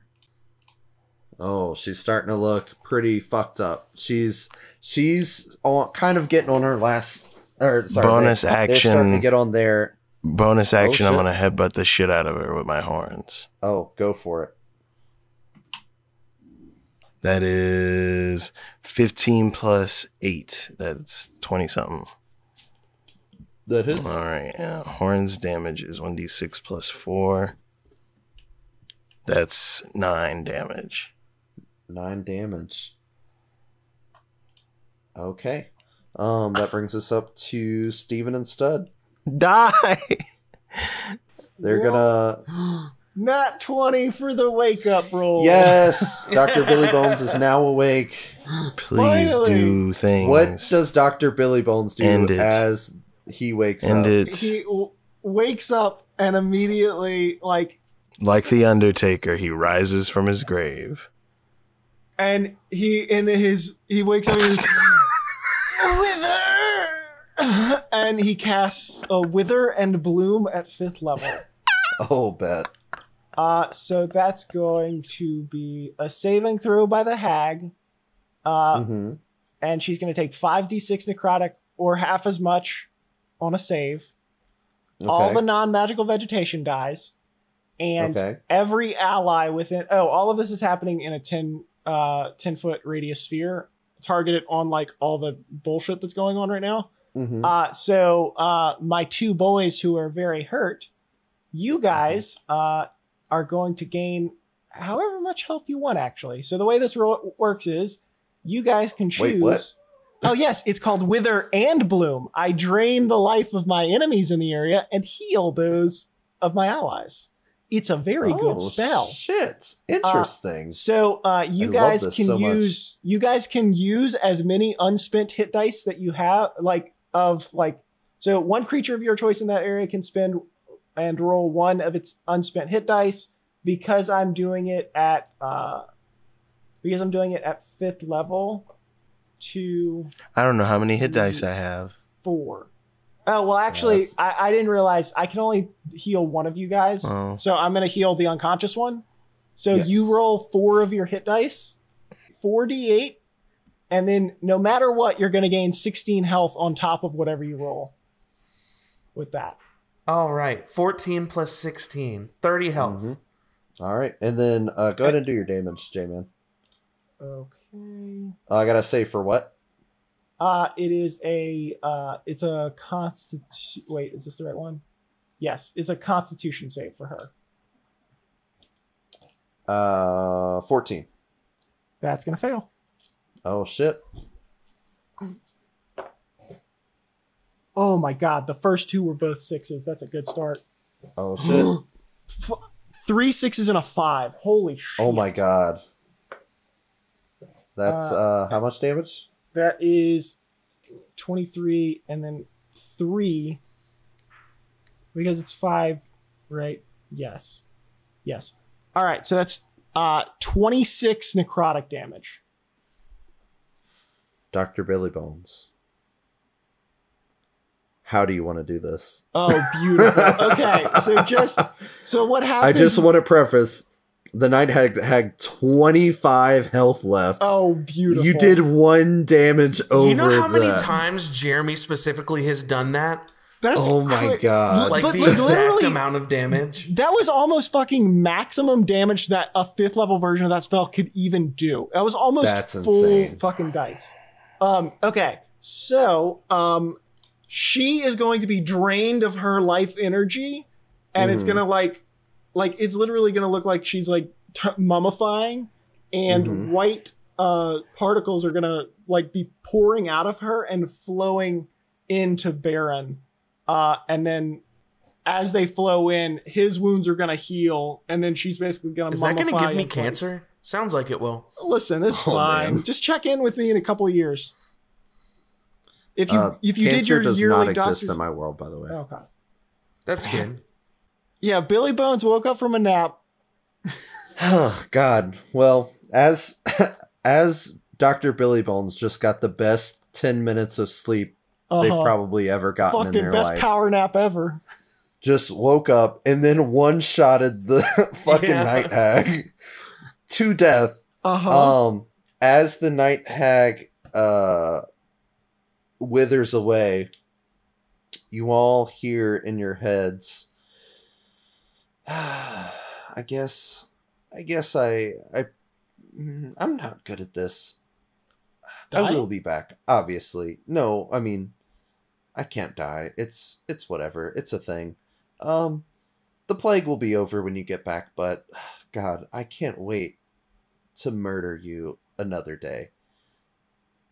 And then they wither away, and Baron, you are revived. No death saves needed. You just got healed like a motherfucker. It was pretty close to actually murdering me. I will say. Yeah. Oh, are you still really bad off? I mean, I have 30 health now. Out of what? 73. Okay.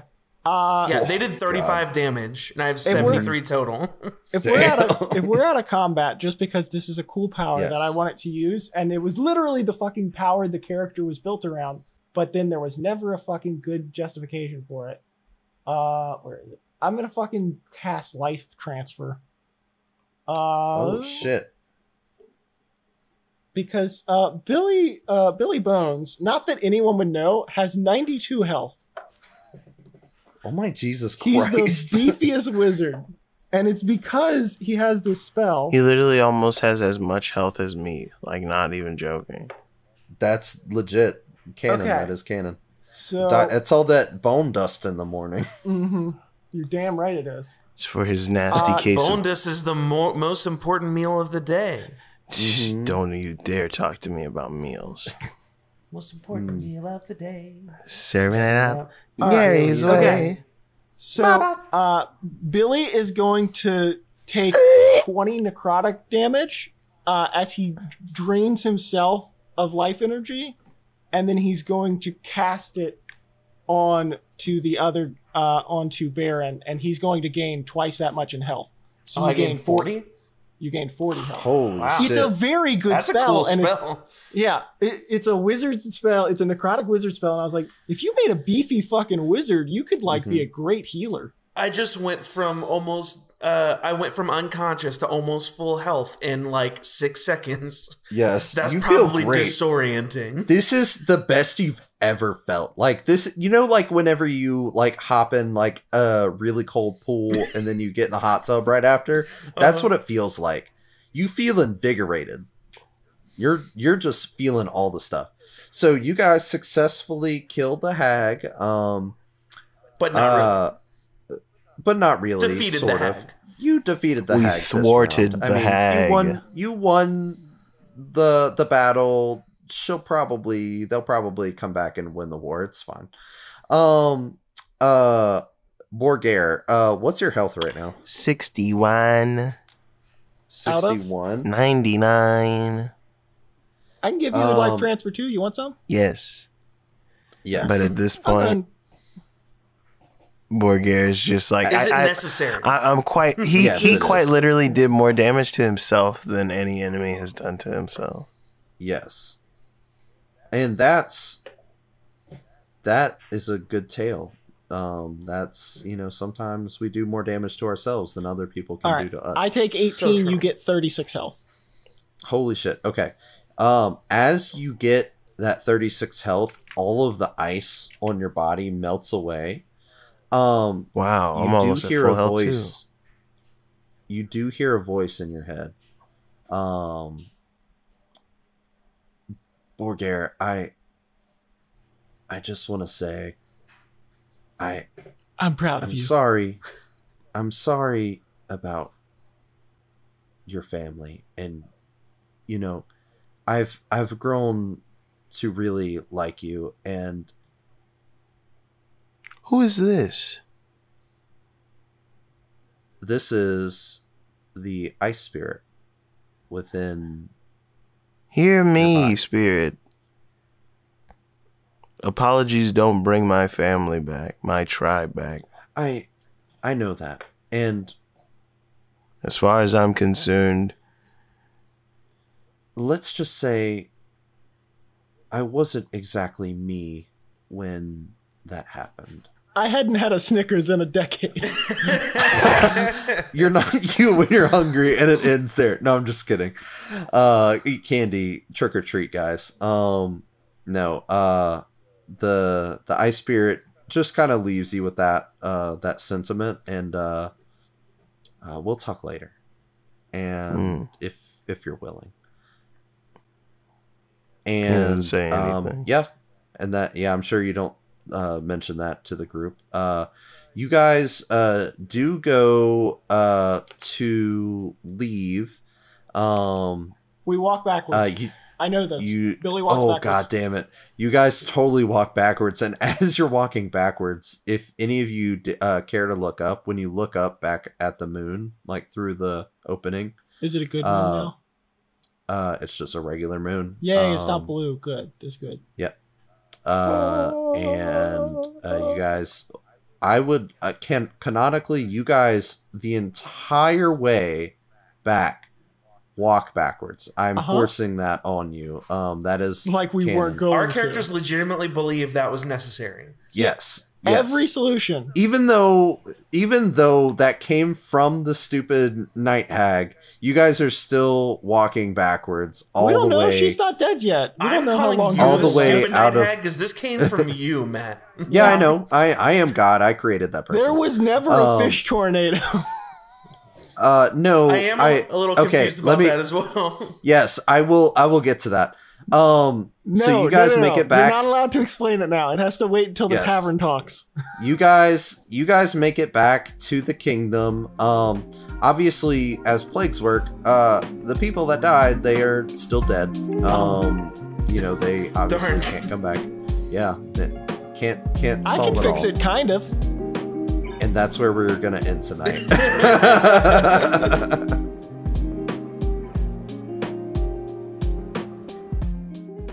Woof, that was a long episode. It's time for me to go trick-or-treating now, so I don't quite have the time to say anything funny. But if you made it this far, you've earned it.